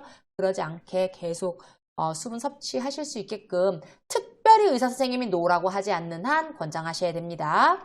개인위생 구강 청결 지속적으로 도와주셔야 되고 의치를 빼거나 끼울 때요. 위쪽 의치를 먼저 꼭 기억하세요. 시험에 자주 나와요. 의치는 뜨거운 물에 하는 거 아니에요. 빼어둘 때는 찬물이 담긴 용기에 보관해서 의치가 틀어지는 거 변형을 막을 수 있도록 해야 됩니다. 두피 따뜻한 물 혈액순환 도와주고 회음부 청결 항상 도와주시고 눈곱 끼는 거 그런 거 눈 안쪽 눈부터 닫고 눈 안에서 밖으로 닦는 거 귀지 우리가 하는 것보다 가급적 의료기관이 안전하다고 여러 번 아이들한테도 교육하죠. 눈 밑, 코, 뺨, 입 주위, 이마, 귀 뒤 이런 순으로 닦는데 편한 대로 실제로는 닦고요. 시험 칠 때는 이대로 외우시면 되겠습니다. 면도 돕기 방법, 전기 면도기 사용하는 것이 안전하니까 가급적 그냥 전기 면도기 사서 자주 해주시는 게 더 좋고요. 피부가 주름져 있다면 아래 방향으로 부드럽게 당겨서 면도를 하고요. 목욕 돕기 전에 목욕은요. 가급적 20-30분 안에 목욕을 끝내는 게 좋고요. 욕조에 있는 시간은 5분 정도입니다. 아니 왜 어르신들 1시간 목욕 시킨다면서 왜 욕조에는 5분밖에 안 시켜요? 이렇게 얘기하시는 분들에게 꼭 선생님들이 대상자 목욕은 욕조에 있는 시간은 5분 정도가 적합하다고 교육을 받았습니다. 라고 말씀하시면 되겠습니다. 어르신들에게 위험할 수가 있기 때문에 그래요. 옷 갈아입을 때 언제나 중요한 거 옷 벗을 때 건강한 쪽, 옷 입을 때 불편한 쪽. 우리가 그래서 뭐라고 얘기해야 돼요? 건강한 쪽부터 벗고 벗. 불편한 쪽부터 입는다. 불입 이런 얘기 제가 말씀드렸죠. 그쵸? 그래서 요거 여러분들 기억하시면 다른 것도 다 쉬워요. 단추가 있건 끼우건 어쩌건 상관없어요. 건벗 불입 하나만 기억하시면 되겠습니다. 체위 변경할 때 언제나 요양보호사 몸 가까이 해야지 요양보호사 몸도 안 다치고 어르신 몸도 안 다쳐요. 침대 머리 쪽으로 이동할 때 대상자가 협조할 수 있으면 대상자 보고 침대 머리 위쪽 잡으세요 라고 해서 같이 하나 둘 셋 하면서 신호로 촥 올려주면 되는데 대상자가 협조를 못할 경우에는 침대 나 혼자서 하기 사실 되게 어렵거든요. 그래서 누군가의 도움이 필요해요. 침대 양편에 한 사람씩 마주 서가지고 한쪽은 팔 머리 밑 한쪽은 어깨 등 하나는 등 밑 하나는 둔부 대퇴 이렇게 해서 들어서 같이 호흡을 해서 옮겨 주셔야 되겠습니다. 침대를 오른쪽 또는 왼쪽으로 이동시킬 때는 내가 이동하고자 하는 쪽 중요하죠. 내가 어디요? 내가 어르신을 오른쪽으로 옮기고 싶다면 오른쪽에 서서 상반신과 하반신을 나누어서 이동시키면 되겠습니다. 옆으로 눕히기는 무릎을 먼저 세워놓고 팔을 가슴 위에 놓고 엉덩이와 어깨를 지지해서 돌려서 눕힙니다. 그리고 이 옆으로 눕히기는 우리가 여러분들 혹시 나중에 그 대상자 기저귀를 갈아보실 수 있는 혹은 그렇게 해야 되는 일이 생겼을 때 이렇게 옆으로 눕혀서 기저귀 빼내고 엉덩이 싹 닦아주고 다시 돌려 눕히고 기저귀 이렇게 하실 수 있도록 도와드리면요. 훨씬 더 수월하게 기저귀가리를 하실 수가 있습니다. 침대에 걸터 앉을 때 양쪽 발이 바닥에 닿도록 항상 양쪽 발이 바닥에 닿도록 이 부분이 시험에 가장 많이 나옵니다.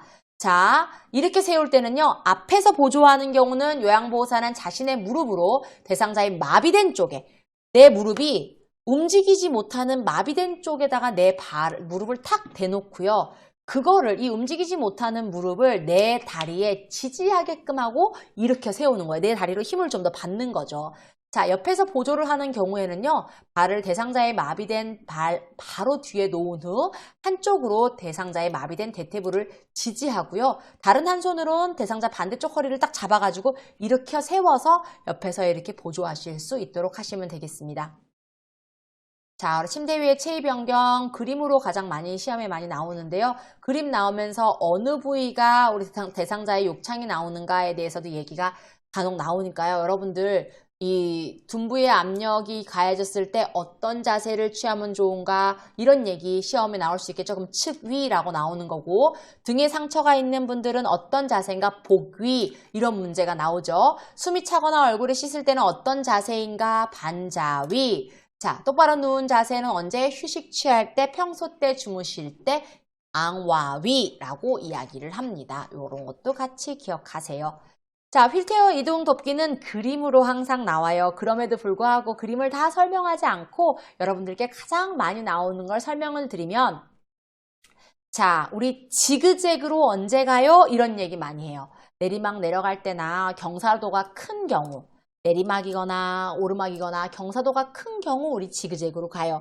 울퉁불퉁할 때 이 휠체어 자체가 이 울퉁불퉁한 지면을 다 느끼게 할 수 없잖아요. 그렇기 때문에 앞바퀴를 싹 올려가지고요. 뒷바퀴로만 다닐 때 우리 울퉁불퉁한 길 가고요. 엘리베이터를 타고 내릴 때 탈 때는 뒤로 들어와서 띠리리리리리리리 뒤로 모셔서 앞으로 쭉 밀고 가시면 되겠습니다. 자, 나머지 그림들도 한번 샘플로 보시고 문턱 오를 때 당연히 뒤에 눌러주고 도로 내려갈 때 어떻게 해야 돼요? 대상자를 돌려서 뒷걸음질 치면서 내려가셔야 돼요. 이 뒤쪽으로 도로 내려가실 때. 그리고 오르막길 갈 때나 내리막길 갈 때 지그재그 대상자가 많이 무겁지 않다면 직선으로 가셔도 되는데 혹시 대상자가 많이 무겁다면 혹은 경사도가 너무 심하다면 살짝 꺾어서 이렇게 지그재그로 오시고 그리고 오르막길은 당연히 밀고 가시면 되는데 내리막길 오실 때는 대상자가 앞으로 가지 않아요. 뒷걸음질 쳐서 내리막길로 옵니다. 울퉁불퉁 앞바퀴 살짝 들고 엘리베이터 뒤로 갔다가 내릴 때는 앞으로 내린다는 거 잊지 마시기 바랍니다.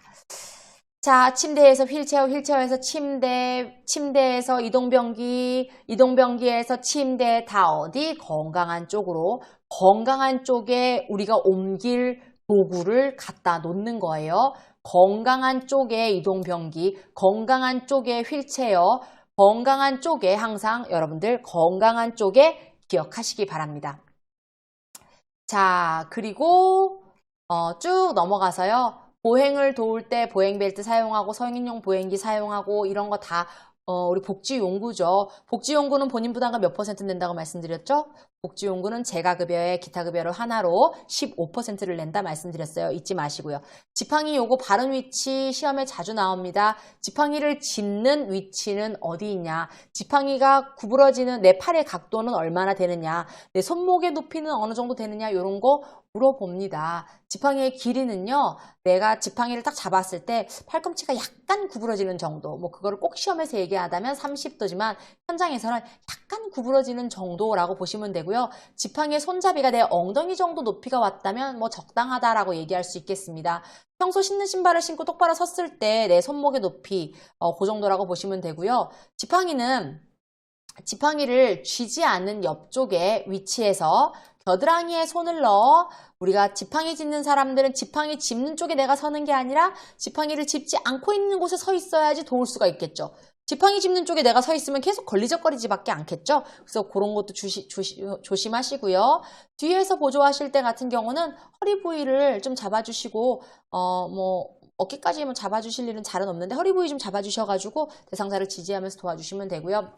계단 오를 때 제가 지검마 이런 표현 많이 썼어요. 지검마. 너네 엄마라는 표현이기도 합니다. 자, 너네 엄마라는 표현 딱 기억해 놓으시면 어렵지 않아요. 너네 엄마, 직엄마 이렇게 얘기하시면은 안 헷갈려요. 딱 그거 하나만 기억하시고 나면 반대 내려갈 때는 어때요? 지마건 반대로 기억하시면 되겠습니다. 자, 감염 증상 뭐 여러 가지 감염 부위, 호흡기계, 요로, 전신 감염 이런 게 있다. 감염 예방 어떻게 하냐? 항상 손 씻기 우선으로 해라.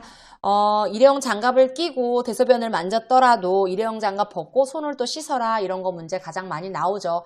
요즘에는 카테터들을 대부분 일회용을 많이 사용하기 때문에 소독하는 일이 잘 없습니다만은 일단 고무 제품을 사용한다면 15분 이상 끓인 뒤에 쟁반에 널어서 그늘에 말린다. 왜냐면 고무 제품은 사가버릴 수가 있기 때문에 그것도 기억하시고요.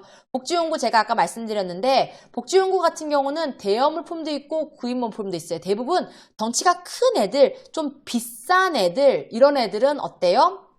대여 물품이 많습니다. 좀 덩치가 큰 애들, 부피가 큰 애들. 그런데 이제 부피가 좀 작은 애들 이런 애들은 구입 품목이 있어요. 자, 그런데 그 중에서 우리는 욕창 예방방석 기억하세요. 욕창 예방방석 얘는 대여도 되고 구입도 됩니다. 내가 뭐 한두 달만 쓸 것 같으면 대여 사용하시면 되고 아무래도 우리 부모님은 우리 할머니 할아버지는 오랫동안 쓰실 것 같아 라고 하면은 구입해서 사용하시면 되겠습니다. 역시나 복지용구는 15% 본인 부담금 낸다는 거. 자, 우리 복지용구에 전동 휠체어 들어가요? 안 들어가요? 안 들어가요. 전동 휠체어 안 들어가요. 꼭 기억하세요. 우리가 대여할 수 있는 물품은 수동 휠체어입니다. 자, 낙상 예방으로 넘어가 볼게요. 낙상 예방 같은 경우 가정에서 항상 조심하셔야 되고 특히나 이 낙상은 이 모서리 부분, 계단 부분을 어두럽지 않게 해야 돼요. 그래서 간접등을 이 발 아래쪽으로 쏠 수 있게끔 해서 가급적 좀 밝은 상태에서 생활하실 수 있게끔 하시는 게 중요하고 화재는 딱 불이 났어요. 지진이 났어요. 엘리베이터 써요? 안 써요? 엘리베이터 안 쓴다는 거 기억하시기 바랍니다. 일상생활 도울 때 어르신들 식사준비 영양관리 하죠. 식사준비할 때 저장 능력이 어떤지 연화 능력이 어떤지 이런 거 따져가시면서 하셔야 되고 저장 능력이 안 좋으면 잘게 썰고 연화 능력이 안 좋으면 끓이거나 갈아서 준비하시면 되겠습니다. 자, 쭉 넘어가고요. 자, 주요 식사 질환별 보시면은 당뇨 같은 경우는요. 무조건 당뇨라고 해서 막 너무 음식을 안 먹게 하거나 자꾸 그렇게 막 음식을 다 줄여갖고 다이어트 식단처럼 그렇게 하시면 안 되고요. 그냥 적절한 음식을 이 적당량을 딱 가급적 그 균일한 시간대에 가급적 이 루틴이 정해져 있는 루틴대에 드실 수 있게 여기서 중요한 건 당뇨 환자들은 과식하면 안 되고 당뇨 확 올라가거든요. 그래서 그런 거 조심하시고 혈당 지수가 낮은 식품들 이런 거 시험 문제 나와서 당뇨 식단으로 올바른 것은 이래서 1번 뭐 흰밥, 2번 과일 주스, 3번 설탕, 4번 보리밥, 5번 이런 식으로 해서 문제가 나온 적이 있어요. 그래서 그런 것도 여러분들이 한번 기억하시면 보리밥, 우유, 사과, 당면 이런 복합 당질이 있는 애들은 좋겠어요? 안 좋겠어요? 좋겠죠. 그래서 그것도 같이 기억하시기 바랍니다. 저혈당 나타나요? 갑자기 팽 돌고 이 대산자 푹 쓰러집니다. 그럴 때 어떻게 해요? 이분들 제때 식사 못했거나 당이 너무 떨어졌을 때 빠르게 과일 주스 이런 거 딱 드시야 뭐 설탕, 물 이런 거 흘려서 드시게끔 해서 요 증세 빨리 회복할 수 있도록 도와주셔야 되고 119 그러고도 안 되면 119 그 와중에 다른 사람은 누가 있으면 혹은 내가 119 바로 신고하셔야 되겠죠. 고혈압 대상자들 고혈압 같은 경우는 어떻게 해야 돼요? 당연히 소금 짜게 먹는 거 동물성 지방 섭취 좀 줄여야 되겠죠. 역시 고혈압도 당뇨 환자랑 동일합니다. 복합당질 섭취. 우리도 사실은 복합당질 섭취하는 게 훨씬 더 좋죠. 식기장애, 이거 아까 이미 얘기했어요. 저작작용, 연화작용, 곤란 있는 사람들, 그런 사람들, 요런 얘기. 어떻게 먹어야 된다? 식사는 어떻게 하셔야 된다? 잘게 해줘야 된다. 바로 먹고 나서 바로 눕지 않게 해야 된다. 요런 얘기 하고 있습니다. 자, 칼슘 보충제 복용과 변비, 식품으로 같은 양의 칼슘을 섭취할 때보다 변비가 되기 쉬우니까 적당량의 식이섬유를 섭취하고 충분한 수분과 함께 이 칼슘 보충제를 드셔야지 안 그러면 변비가 심해질 수 있다라는 얘기를 하고 있어요. 골다공증 환자들은 칼슘 섭취해야 된다라는 얘기, 음식으로 섭취하는 거는 뭐 드신다고 해서 갑자기 변비가 많이 생기지는 않지만 칼슘 보조제를 드시게 되면 변비가 생길 수도 있으니까 물 많이 드셔야 돼요. 잊지 마세요. 자, 식품류 보관 우리 선생님들이 저보다 더 잘 아실 테니까 특히나 우리 주부인 선생님들은 더 잘 알고 계실 테니까 이런 거는 상식적인 부분으로 여러분들이 공부해 놓으시면은 현장에서 뿐만이 아니라 내 가정에서도 도움이 되니까 한번 본인 책을 가지고 읽어보시기를 권할게요. 자, 그러면은 우리 요 정도에서 이 파트까지 마무리 짓고요. 저는 또 세 번째 파트에서 여러분들하고 연속해서 공부할 수 있도록 돌아오도록 하겠습니다. 이 가사 관리 파트는 여러분들께서 책을 보시면서 한 번 더 학습해 보시기 바랍니다. 현장에서 뿐만이 아니라 내 가정에서 사용할 수 있다는 점, 그런 큰 장점이 있으니까 한번 읽어보시기 바래요. 자, 그럼 저는 다음 시간에 또 만나 뵙도록 하겠습니다. 자, 우리 챕터 3 의사소통과 정서 지원 파트 한번 볼 건데요. 저는 사실은 요양보호사 선생님들께 이 라포 형성 과정하고 경청 공감이 어르신들하고 서비스를 하시는 데 있어서 제일 중요하다고 생각해요. 집을 깨끗이 청소하는 거 당연히 중요하죠. 신체 활동 도움 주는 거 너무너무 중요하지만 저는 이 의사소통과 정서 지원 파트가 그 중에서도 가장 중요하다고 생각하는 사람 중에 하나예요. 물론 센터장이 어떤 사람이냐에 따라 다를 수도 있고요. 그리고 대상자가 어떤 사람이 다를 수도 있고 또 요양보호사 또 개인 성향이 있을 수 있는데 제가 이렇게 쭉 한 6년 정도 제가 2008년부터 장교양 서비스를 했으니까요. 한 몇 년 정도 이렇게 쭉 대상자를 살펴보니까 집이 깨끗하다고 해서 좋아하시는 것도 아니고 깔끔한 선생님들도 계시거든요. 그렇다고 해서 다 만족스러운 것도 아니고요. 어떤 선생님은 그냥 그냥 집이 그냥 평범한데 어르신들을 들어가는 배치되는 어르신들마다 그렇게 마무리까지 행복하실 수가 없어요. 이게 얼마나 초반에 대상자들과의 서로의 마음이 연결된 상태, 이 라포 관계가 잘 형성돼서 그 이후에 대상자의 말을 주의 깊게 들어주고 경청하고 얘기하시는 것마다 내가 공감을 하는지 이런 것들이 얼마나 잘 이루어졌는지가 결과적으로 굉장히 좋은 서비스가 되었더라라는 얘기 꼭 해드리고 싶어요. 그래서 우리가 라포, 경청, 공감 되게 중요하다.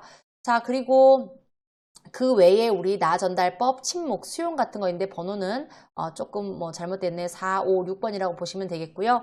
나전달법은 내가 너는 그랬잖아 라는 표현이 아니라 나에게 맞춰서 내가 이런 부분이 너무 마음이 아팠어 라고 표현해 주는 게 좀 더 바람직하다라고 하는 그러한 전달법 내용들이 있고요. 수용 같은 경우는 아까 공감하고 조금 헷갈려 하시는 분들이 많은데 수용은 그냥 있는 그대로 그 특성을 그냥 인정하는 그렇구나.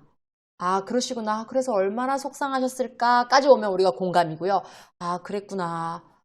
진짜 그러셨구나. 아, 그 당시에는 그랬군요. 라고 이렇게 수용해주는 자세, 그 있는 그대로 받아들이는 거를 우리는 수용이라고 합니다.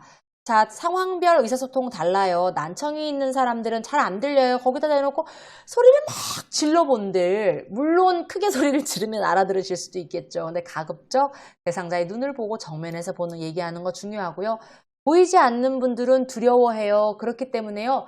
대상자를 중심으로 내 중심이 아니라 나는 이렇게 바라보고 있으니까 반대로 얘기할 수가 있잖아요. 내 중심이 아니라 대상자를 중심으로 원칙을 딱 정해놓는 거. 저는요 항상 설명할 때요 어르신을 중심으로 어르신 오른쪽이요 어르신 왼쪽이요 제가 오른쪽 왼쪽이라고 얘기하는 건 어르신 중심입니다 라고 원칙을 정해두고 설명하시고요. 이쪽이요 저쪽이요 이쪽 그래서 어디냐고 이쪽이야 너나 알지 라고 생각할 수 있단 말이에요. 지시대명사가 아니라 사물의 위치를 정확하게 설명해 줄 때 언제나 대상자를 중심으로 설명해 주는 거. 만일 언어장애가 있다라고 한다면 이게 소음이 너무 시끄러우면 가뜩이나 못 알아듣겠는데 너무 시끄러운 곳이 아니라 좀 대화에 귀를 기울여 줄 수 있는 그런 장소 또는 그림판 같은 걸 활용해서 이 언어에 서로의 장애가 없게끔 판단력, 이해력 이런 분들 같은 경우는 길게 쭉 얘기한다고 다 알아듣지 않아요. 어차피 서로 피곤해요. 그래서 짧은 문장으로 천천히 주의력 결핍 역시나 비슷합니다. 간단하고 명료하게 이거요 식사하세요. 여기 있어요 어르신. 요렇게 명확하고 이쪽으로 오세요. 만일 시각장애면 이쪽으로 오세요. 이쪽 쓰면 안 되시겠죠. 그쵸? 그런 거 주의하시고 진압력 장애, 시간, 장소, 사람, 날짜, 오늘이 언젠지 지금 날짜가 달력이 어떻게 됐는지 보지도 못하고 모르겠고 아무것도 기억 안 나고 이런 부분들 진압력 장애. 특히나 대상자들이 장소에 진압력 장애가 왔다면 우리가 치매를 많이들 의심하시죠. 자, 모든 물품에 이름표를 붙이고 주의사항을 그린 그림이나 문자로 적어서 제시하시면 또 이해를 합니다. 자, 여가 활동을 돕는 데 있어서 우리 예전에 책이 바뀌기 전에는 어디 갔죠? 책이 바뀌기 전에는 우리 일부가 자기계발이었는데 지금 좀 바뀌었어요. 그래서 가벼운 산책. 가벼운 산책이 전에는 소일거리였거든요. 근데 지금은 운동 활동입니다. 가벼운 산책. 체조 가벼운 산책은 운동 활동이다. 뭐라고요? 운동 활동이다. 기억하시고요. 자, 책 읽기, 어떤 공부 관련된 거 어딘가 왠지 학원을 다닐 것 같고 학습을 할 것 같고 하는 거 자기 개발. 소일 활동에는 텃밭 가꾸기, 식물 가꾸기, 신문 보기, 텔레비전 신청, 종이 접기 등이 있는데 저는 사실 이 종이 접기라든지 이런 애들은 그 자기 개발 활동에 들어갈 수 있을 것 같거든요. 근데 이건 제 개인적인 생각이니까 그냥 넘어가시고요. 우리는 시험을 위한 공부를 해야 되니까 종이 접기가 뭐라 그랬죠? 소일 활동입니다. 잊지 마세요. 자, 기록, 보고 중요하죠. 기록의 목적은 뭐냐? 누가 이 서비스를 해도 동일한 서비스가 비슷한 수준의 서비스가 이루어질 수 있게 연속성을 유지할 수 있게끔 하고 기록을 지속적으로 하면 서비스의 질을 높이는 데 도움이 되고 또 내가 이렇게 활동을 했다라고 증빙도 되고 그쵸? 그리고 전문가에게 어떤 서로 슈퍼바이징을 받는다거나 하거나 내가 혹시 누구랑 같이 협조를 해야 될 일이 있었을 때 정보도 제공할 수 있고 또 슈퍼바이징 얘기 나오죠? 그리고 또 가족하고 정보 공유도 되고 그래서 기록 보고 업무는 매우 중요합니다. 또 요양보호사 책임성도 높일 수도 있고요. 자, 기록 방법은 우리가 급여 제공 기록지라는 게 있어요. 공식 명칭, 장교양, 급여 제공 기록지. 우리 선생님들은 흔히 일지 적어라 하시는데 저는 가급적 공식 명칭을 사용하시기를 바랍니다. 장교양 급여 제공 기록지가 있고 상태 관찰 기록지라고 해서 상태 기록지가 있습니다. 또 사고가 났을 때 사고 보고서, 인수인계서 등등이 있습니다. 인수인계 내가 일한 다음에 퇴직을 하거나 휴직을 할 때 혹은 내가 더 이상 그 집에 일하고 싶지 않고 다른 집에 일하고 싶을 때 그때 인수인계를 해드리죠. 요양보호 기록의 원칙은 내 느낌대로 씁니다. 틀렸죠. 주관적인 사실을 기록합니다. 틀렸죠. 요양보호 기록의 원칙은 언제나 객관적인 사실 있는 그대로 육하원칙, 신속하게, 그때그때, 공식화된 언어, 명료하게, 기록자를 명확하게, 애매한 표현 피한다. 적당히 쪼매 드셨다. 시골에서는 그런 표현 조금 드셨다 이 말이에요. 쪼매 드셨다. 많이 먹었다. 많이 얼만큼. 그래서 나는 밥 한 공기가 많인데 당신한테는 밥 한 공기가 많이가 아니잖아. 이런 오해를 불러일으킬 수 있기 때문에 밥 한 공기, 일반적인 공깃밥 한 공기 이렇게 표현을 해주시면 더 정확하겠습니다. 요양보호 기록 시 주의사항, 개인정보는 잠금장치가 되어 있는 곳에 관리 책임자를 두고 보관해야 되니까 조심하시고 비밀 유지, 사생활 존중하셔야 됩니다. 업무보고는 언제나 질, 형상, 그리고 요양보호 원활하게 의사소통할 수 있게 그리고 대상자들이 사고를 당했을 때 피해를 최소화할 수 있게 하는 데 있어서 업무보고는 중요합니다. 업무보고의 원칙 이거 똑같습니다. 내 주관성이 들어가지 않아요. 신속하게 객관적인 사실 육하원칙에 따라서 보고 내용이 중복되지 않게 준비하시고 그리고 업무보고는 언제 하는가 대상자 상태가 변했을 때 예를 들면은 오늘 어르신 갔는데 어르신이 기력이 없어요. 물론 요양원이나 주간보도 동일합니다. 어르신의 기력이 없고 식사를 제대로 하지 않아요. 그날 점심을 봤는데. 그럼 바로 보고하셔야죠. 한 3, 4일 뒤에 어르신 다 아프고 나서 병원 갑자기 입원시켰는데 어쩐지 3일 전부터 식사를 잘 못하시더라고요. 이렇게 하면 안 된다는 거예요. 그럼 진짜 속 상해요. 그러니까 가족들도 속상하고 센터장도 속상해요. 담당 사회복지사도 속상하고 그러니까 상태 변화가 있으면 즉각 담당 사회복지사나 센터장한테 보고를 해주셔야 됩니다. 서비스를 추가하거나 변경할 때 120분 서비스가 오늘 들어가야 되는데 어르신을 보니까 오늘 120분 서비스가 안 될 것 같아요. 1시간이 더 추가돼야 될 것 같아요. 그러면 다 하고 나서 얘기하는 게 아니라 추가하기 전에 추가하겠습니다 라고 변경을 할 때 얘기를 하셔야 된다는 거. 새로운 정보 파악했을 때 업무 방법에서 업무를 잘못했을 때 사고가 발생할 수 있어요. 누구나 일어날 수 있어요. 우리도 교통사고 발생하잖아요. 지나가다 사람 그럴 일은 잘은 없지만 그래도 지나가다 박을 수도 있고 차를 긁을 수도 있고 이런 일이 자전거 타다가 자전거 옆에 사람 박을 수도 있고 이런 일이 생기잖아요. 그러니까 사고가 발생했을 때 그걸 줄이거나 속이려고 하지 마시고 언제나 바로 즉각적으로 말씀하셔야 됩니다. 업무보고는 여러 가지가 있는데 구도 말로 하는 거고 서면 글로 작성하는 거에 전산망 인터넷으로 적습니다. 편리할 수 있지만은 잘 못하시는 분들도 있기 때문에 장단점에 다 갖고 있고요. 서면 보고 같은 경우는 정확하기는 하지만 업무가 이렇게 급박한 일이 있을 때 바로 될 수가 없습니다. 구두는 빠르게 될 수 있지만 네가 했냐 내가 했냐 제대로 했냐 안 했냐 이런 문제가 될 수 있어서 언제나 구두 보고를 한 다음에 뭘 해야 돼요? 서면 보고로 보완하셔야 됩니다. 기억하세요? 업무회의, 사례회의냐, 원래회의냐 시험에 나와요. 시험에 나온 적 있고 나와요. 자, 사례회의는 뭐예요? 어떤 상황을 가지고 이거를 어떻게 하면 대상자가 더 바람직하게 서비스를 받을 수 있을까? 우리는 더 올바르게 서비스를 할 수 있을까에 대해서 서로 회의를 해보는 거예요. 그 사례에 대해서. 원래 회의는요, 요양보호사들이, 나는 이번에는, 이런 게 센터에서 이런 게 부족했어요. 이런 게 좀 되졌으면, 우리 이번에 성희롱 교육은 외지에서 교육을 받았으면 좋겠어요. 라든지, 우리, 앞치마에 우리 이름이 너무 작게 나와 있는데 센터 이름이 로고가 더 컸으면 좋겠어요. 이런 어떤 건의사항이라든지 혹은 본인들이 힘들었던 이런 상황에서는 사회복지사나 센터장이 적극적으로 개입해줬으면 좋겠어요. 라는 애로사항이라든지 또는 센터에서도 이번에 우리 동시순차 서비스가 이렇게 바뀌었어요. 5등급은 동시순차 서비스에서 제외가 돼요. 이런 정보를 전달한다든지 이런 고시라든지 변경된 고시라든지 센터의 어떤 변경된 운영 규정이라든지 이런 것들을 얘기할 때 원래 회의를 통해서 하고 있습니다. 자, 치매 요양보호, 치매 대상자를 도울 때는 어떻게 해야 돼요? 그릇은 접시보다 사발을 사용하는 게 덜 흘리고요. 이런 유리 제품보다 가급적 플라스틱 외에 깨이거나 위험하실 수 있으니까 치매 대상자가 졸려하거나 초조해야 할 때는요. 졸려할 때 식사하면 하실 수 있기 때문에 언제나 조심하셔야 돼요. 식사 제공 주의하셔야 되고요. 턱바지보다는 앞치마를 입혀서 옷 자체를 깨끗하게 해주시면 더 좋고요. 가벼운 수저보다는 약간의 무게감이 있어서 내가 수저를 들고 있구나 라는 것을 계속해서 인지할 수 있게끔 해주시는 게 좋겠습니다. 대상자가 끙끙 막 바지에 막 어머야 이 할아버지가 왜 바지에 손을 넣어? 이게 아니라 대상자가 왜 바지에 손을 넣는지를 생각해 보셔야 돼요. 혹시 사타구니 사이가 불편하신가? 소변이 보고 싶은가? 혹은 밑에가 간지러운가? 염증이 있는가? 이런 것들을 살펴보셔야 된다는 거예요. 화장실 옷 벗기 쉬운 거 벨트보다는 고무줄 형식 바지 기저귀 낮에는 가급적 사용하지 않아서 계속 내가 잔존 능력을 유지할 수 있게 그냥 기저귀 계속 싸버리고 그냥 그거 갈아주면요.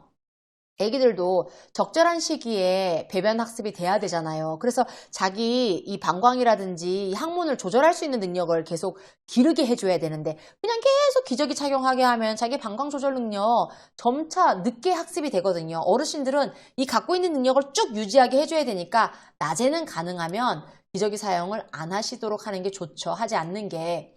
대소변을 잘 가렸을 때 잘하셨어요 어르신. 실감하셨을 때 괜찮아요. 옷 갈아입으면 돼요 라고 아무렇지도 않게 표현해 주시면 됩니다. 뒤처리 후에 아무것도 없던 아무 일도 없던 뭐 어때요 누구나 싸는 거 누구나 대소변 보잖아요. 그런 거 아무 일도 없던 것처럼 행동하셔야 대상자가 대변 소변 보는 거를 두려워하지 않아요.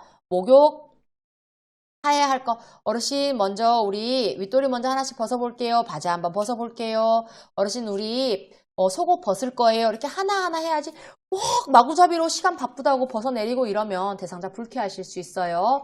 옷 입힐 때 너무 요란한 옷이 아니라 좀 단정하고 장식 없는 옷 그리고 옷 입는 거 거부하면 좀 기다렸다가 어르신 좀 흥분 좀 가라앉히시고 난 다음에 천천히 입을 수 있게 너무 춥네요 이러면서 어르신 입으실 수 있게 또 어르신이 낯설어 하시면요 어르신 체취가 좀 묻을 수 있게 어르신 기존에 입던 옷이랑 좀 새 옷을 붙여놨다가 드리는 것도 하나의 방법입니다.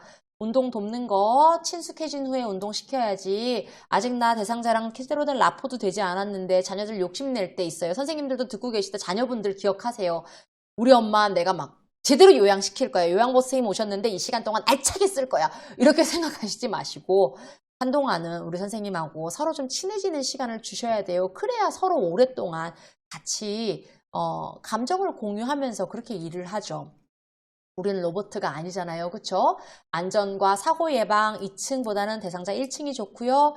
출입구 난간 어떤 이동이 딱 달라지는 시기에는 밝은색 야광 테이프 좀 붙여주면요. 어르신들이 그 구분을 좀 할 수 있습니다. 유리창 눈높이 맞춰서 그림 좀 붙여주시면요. 저게 유리구나 라고 알 수 있어요. 치매 대상자 문제 행동 대처하는데 반복된 질문이나 행동 대상자 무조건. 그래서 장은 갔다 왔고 우린 시장 저희는 5일장이 있거든요. 저희 너무 시골에 살죠. 자, 저희는 38장이 열려요. 3일하고 8일 장이 열리는데 저희 대상자 어르신이 한번 오셔가지고 이 어르신 돌아가셨어요. 근데 중기쯤 되셨을 때 계속 반복적인 질문을 하셨어요. 저한테. 그래서 장은 받고 좀 있다가 그래서 아는 몇이고 애가 몇이냐고 물어 아는 몇이고 그래서 장은 받고 또 똑같은 질문. 자, 이때 웬만하면 계속 대답해 주시면 되는데 내가 노이로제가 걸릴 만큼 계속 대답을 물어보신다 그러면요. 관심을 바꾸시거나요. 뭐 노래를 해본다던가요. 다른 이야기를 내가 먼저 제시해 본다거나 하시는 거 또 혹은 단순 노동, 단순 반복 노동, 뭐 콩고르기라든지 이런 거 해서 어르신들이 좀 다른 데 취미를 돌릴 수 있게끔 하시는 게 좋겠고요. 음식 섭취 관련해서는 먹었던 걸 안 먹었다 그런다던가 안 먹은 걸 먹었다 그런다던가 먹었는데 계속 또 먹는다던가 이런 일이 있어요. 이럴 때 화내지 마시고요. 적절한 식사량 조절하셔서 계속 설명을 해주실 수 있도록 하면 좋고요. 계속 먹고 싶어 하시는 분들 계시면요. 식사하시고 나면 물론 우리는 깨끗하게 씻어놓고 우리 적정 시간을 하고 퇴근하셔야 되겠지만은 계속 식사를 하셨는데도 내가 근무하는 시간 내도록 계속 식사하겠다고 하시는 분들은요. 근무 시간 나가시기 한 10분 전에 설거지 하시면 되니까 마지막까지는 이 그릇 놔두셨다가 좀 보여주시면요. 대상자가 계속 물어보시는 걸 좀 자제하십니다. 수면장애, 치매 대상자는 가급적 하루 일정대로 규칙적인 생활을 하실 수 있도록 도와주셔야 돼요. 배회하시는 분들요. 배회 막는다고 해서 배회가 없어지지 않아요. 배회 코스를 좀 만들어 주셔서요. 같이 좀 배회하는 거 이거 안절부절 정서적인 불안 느끼지 않게끔 배회하실 수 있도록 좀 도와주셔야 되고요. 길을 잃을 수도 있잖아요. 그러니까 대상자 성함이나 이런 거 코드 같은 거 붙여 놓으시고 의심, 망상, 환각 이게 사람 정말 이런 표현 제가 저속한 표현 써도 될지 모르겠는데 요양보호사 선생님들로 하여금 돌아버리게 합니다. 이걸 뭘 훔쳐갔다 그러는데 이걸 훔쳐가지도 않았는 걸 매번 증명할 수도 없고 내가 욕을 안 했는데 욕을 했다 그러면은 정말 나중에는 안 했던 욕도 하고 싶어지게 하고 그런데 언제나 우리 초심을 잃지 말고 기억해야 돼요. 이 대상자는 치매 환자다. 뭐라고요? 이 대상자는 치매 환자다. 그러니까 우리가 이럴 필요 있어요? 안 했다니까요. 이럴 필요 있어요? 없다는 거예요. 부정하거나 다투지 않습니다. 잃어버린 물건 함께 찾는데요. 내가 먼저 찾아주지 않아요. 왜냐면요. 내가 먼저 찾아놓으면 저 봐라. 이 어르신들은 욕을 씁니다. 저 니은이 훔쳐가 놓고 내가 딱 기억하니까 찾아내는 거 보라고. 이렇게 얘기하실 수 있기 때문에 가급적 어르신이 찾게끔 하는 게 바람직합니다. 자, 파괴적인 행동 하시는 분들은요. 난폭한 행동 이런 거 오래 막 자주 일어나지 않거나 오래 지속되지 않거나 이러면 다행인데 그러는 분들도 있으니까 너무나 기대하지는 마시고요. 이런 상황은 사실 제가 여러 의사 선생님하고 다양하게 논의를 그 의견을 여쭈어봤을 때 이 의사분들이 어떻게 할 수 있는 방법이 없다. 약을 쓰는 방법밖에 없다. 결론은 그렇게 얘기하시더라고요. 그래서 난폭한 행동이 지속되는 분들은 약을 쓰시는 방법밖에 없고요. 그렇지 않고 대부분은요. 그렇게 자주 일어나지도 계속 지속되지도 않아요. 그리고 있다가 사라지고 이러기도 하거든요. 그래서 많이 위협적으로 느껴지지 않는다면은 막 서로 그걸로 대립할 필요는 없겠고 가급적 좀 조용하게 쉬시게 하시면 어느 정도 사그라듭니다. 석양증후군 같은 경우는 뭐냐면요. 저녁에만 되면 자꾸 밖으로 나가려고 하는 거예요. 이럴 때는 어르신이 해질녘에 좀 요양보호사 선생님이랑 좀 시간을 일부러 저녁 시간대에 좀 맞춰서 만일 집에 아무도 없다면요. 좀 맞춰서 해주거나 집에 누가 있다면 저녁 시간에 좀 집중해서 대상자를 좀 봐주시고요. 신체적 제한을 하면은요. 오히려 더 이 행동을 강화시킬 수 있기 때문에요. 뭐를 묶어놓거나 못 나가게 한다거나 막아놓거나 문을 잠가놓거나 이러지 않는 게 더 좋습니다. TV를 켜놓거나 오히려 집안을 밝게 하셔가지고요. 내가 지금 밖이다라는 걸 오히려 좀 밖에 나가야 된다 이런 생각이 좀 줄어들 수 있게끔 하시는 게 좀 좋겠어요. 성적 행동 경고하시는 거 좋은데 이미 성적 치매가 온 상태의 대상자를 뭐 화를 낸다거나 경고한다고 해서 사라지지는 않거든요. 그 약 처방을 좀 다르게 하신다거나 당황하지 마시고요. 옷을 입을 수 있게끔 도와주시고 어르신 이러면 안 돼요. 옷 입으셔야 됩니다. 이렇게 하고 말씀하셔야 되죠. 가족들이 가급적 같이 계셔야 되죠. 이런 분들은 치매 대상자와의 의사소통, 언어적 의사소통, 신체 상태를 파악하는데 어디 불편하세요? 어디가 불편하세요가 아니라 그렇죠? 혹시 대상자 어르신 여기가 이걸 누르면서 여기가 아프세요? 이렇게 해야지. 어디가 아프세요? 라고 하면은 표현 못 하시는 분들 많을 수 있어요. 그래서 우리 치매 대상자를 할 때 한 번에 한 개씩, 그리고 가급적 어르신이 알아들으실 수 있는 쉬운 말, 우리 시골 같은 경우는 사투리를 써주는 게 좋겠죠. 어쩔 때는 우리 서울에서 이사 오신 선생님들, 타 지역에서 이사 오신 선생님들을 배치를 해볼 때가 있으면요. 어르신들이 못 알아들으실 때가 있어요. 저도 처음에 합천에 전학 왔을 때 담임 선생님이 얘기하시는 말도 서울 촌놈, 뭐라고 했어요? 니캉니캉이 먹고 이렇게 얘기하시는데 그걸 못 알아들어갖고 울었던 기억이 있어요. 그래서 일상어휘를 사용한다라는 거. 언어적 의사소통, 신체적 언어를 사용할 때 유의해야 될 것, 정면을 보고 눈높이 마주치고 위협을 느끼지 않는 자세에 취하는 게 좋겠죠. 자, 인지자극 훈련 합니다. 선생님들 인지자극 훈련은요, 시험에서 나왔을 때 어려울 수 있어요. 반복해서 관련 문제를 좀 풀어보시는 걸로 그렇게 하실게요. 마지막 단계 임종 요양할게요. 자, 오늘 말을 많이 해서 그런지 지금 목소리가 가고 있어요. 양해 부탁드릴게요. 사전연명 의향서라는 걸 작성을 합니다. 이런 거 작성했을 때 하면 혹시나 우리가 더 이상 치료가 되지도 않는데 그거를 그냥 계속 수면만 연장하는 그런 시술은 더 이상 하지 않겠다. 내가 자연적인 죽음을 받아들이겠다라는 얘기입니다. 자, 임종기의 단계는 적응 단계 처음에는요. 아니야. 내가 무슨 이러고요. 그 다음번에 왜 나야?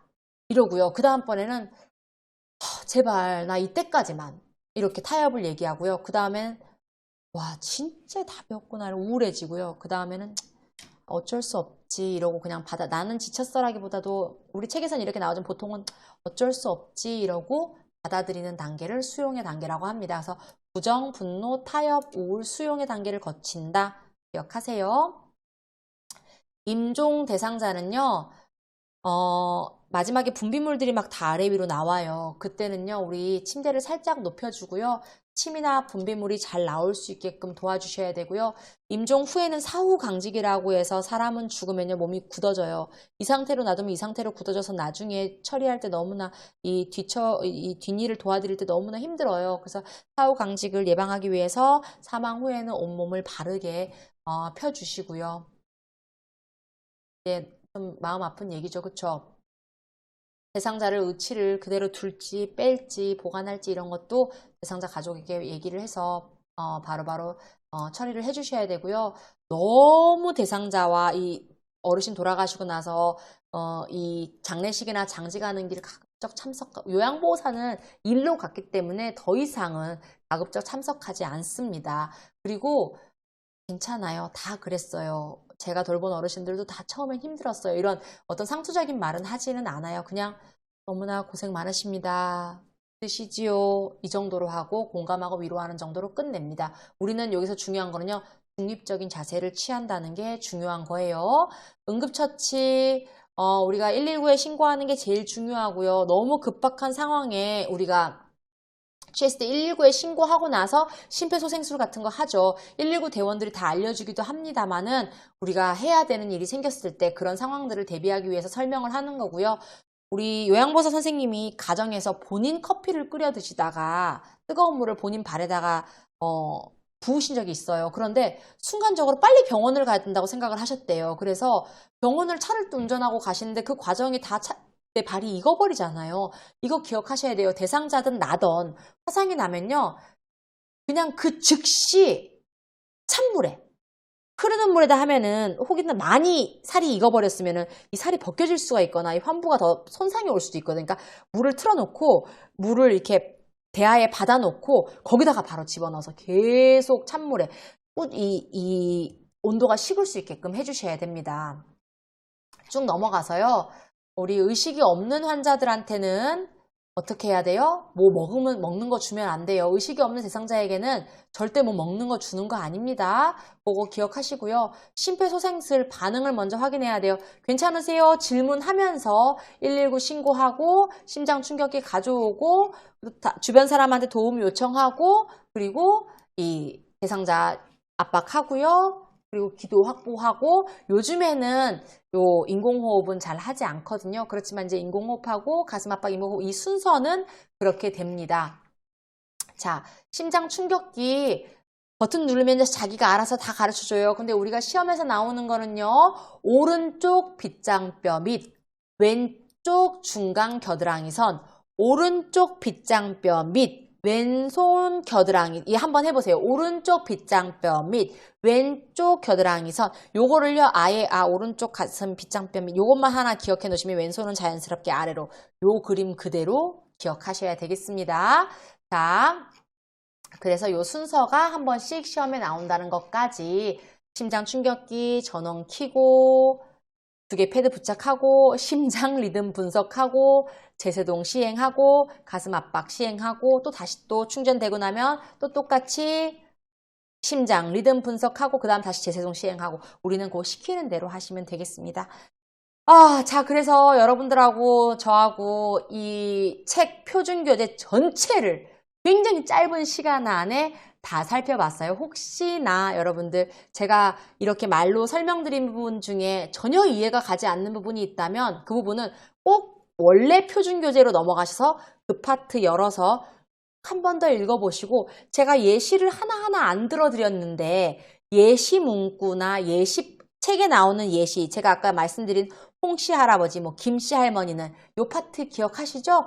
그거는 꼭 따로, 시설윤리 파트 꼭 따로 읽어보시기 바랍니다. 그 문제 그대로 나오기 때문에 따로 꼭 읽어보시기 바랍니다. 자, 그러면은 저는 오늘 여기까지 하고요. 여러분들 너무너무 고생 많으셨습니다. 저는 또 다음 시간에 문제로 또 찾아뵙도록 하겠습니다. 지금까지 모두 동산의 동산지기 모무동 심원장이었습니다.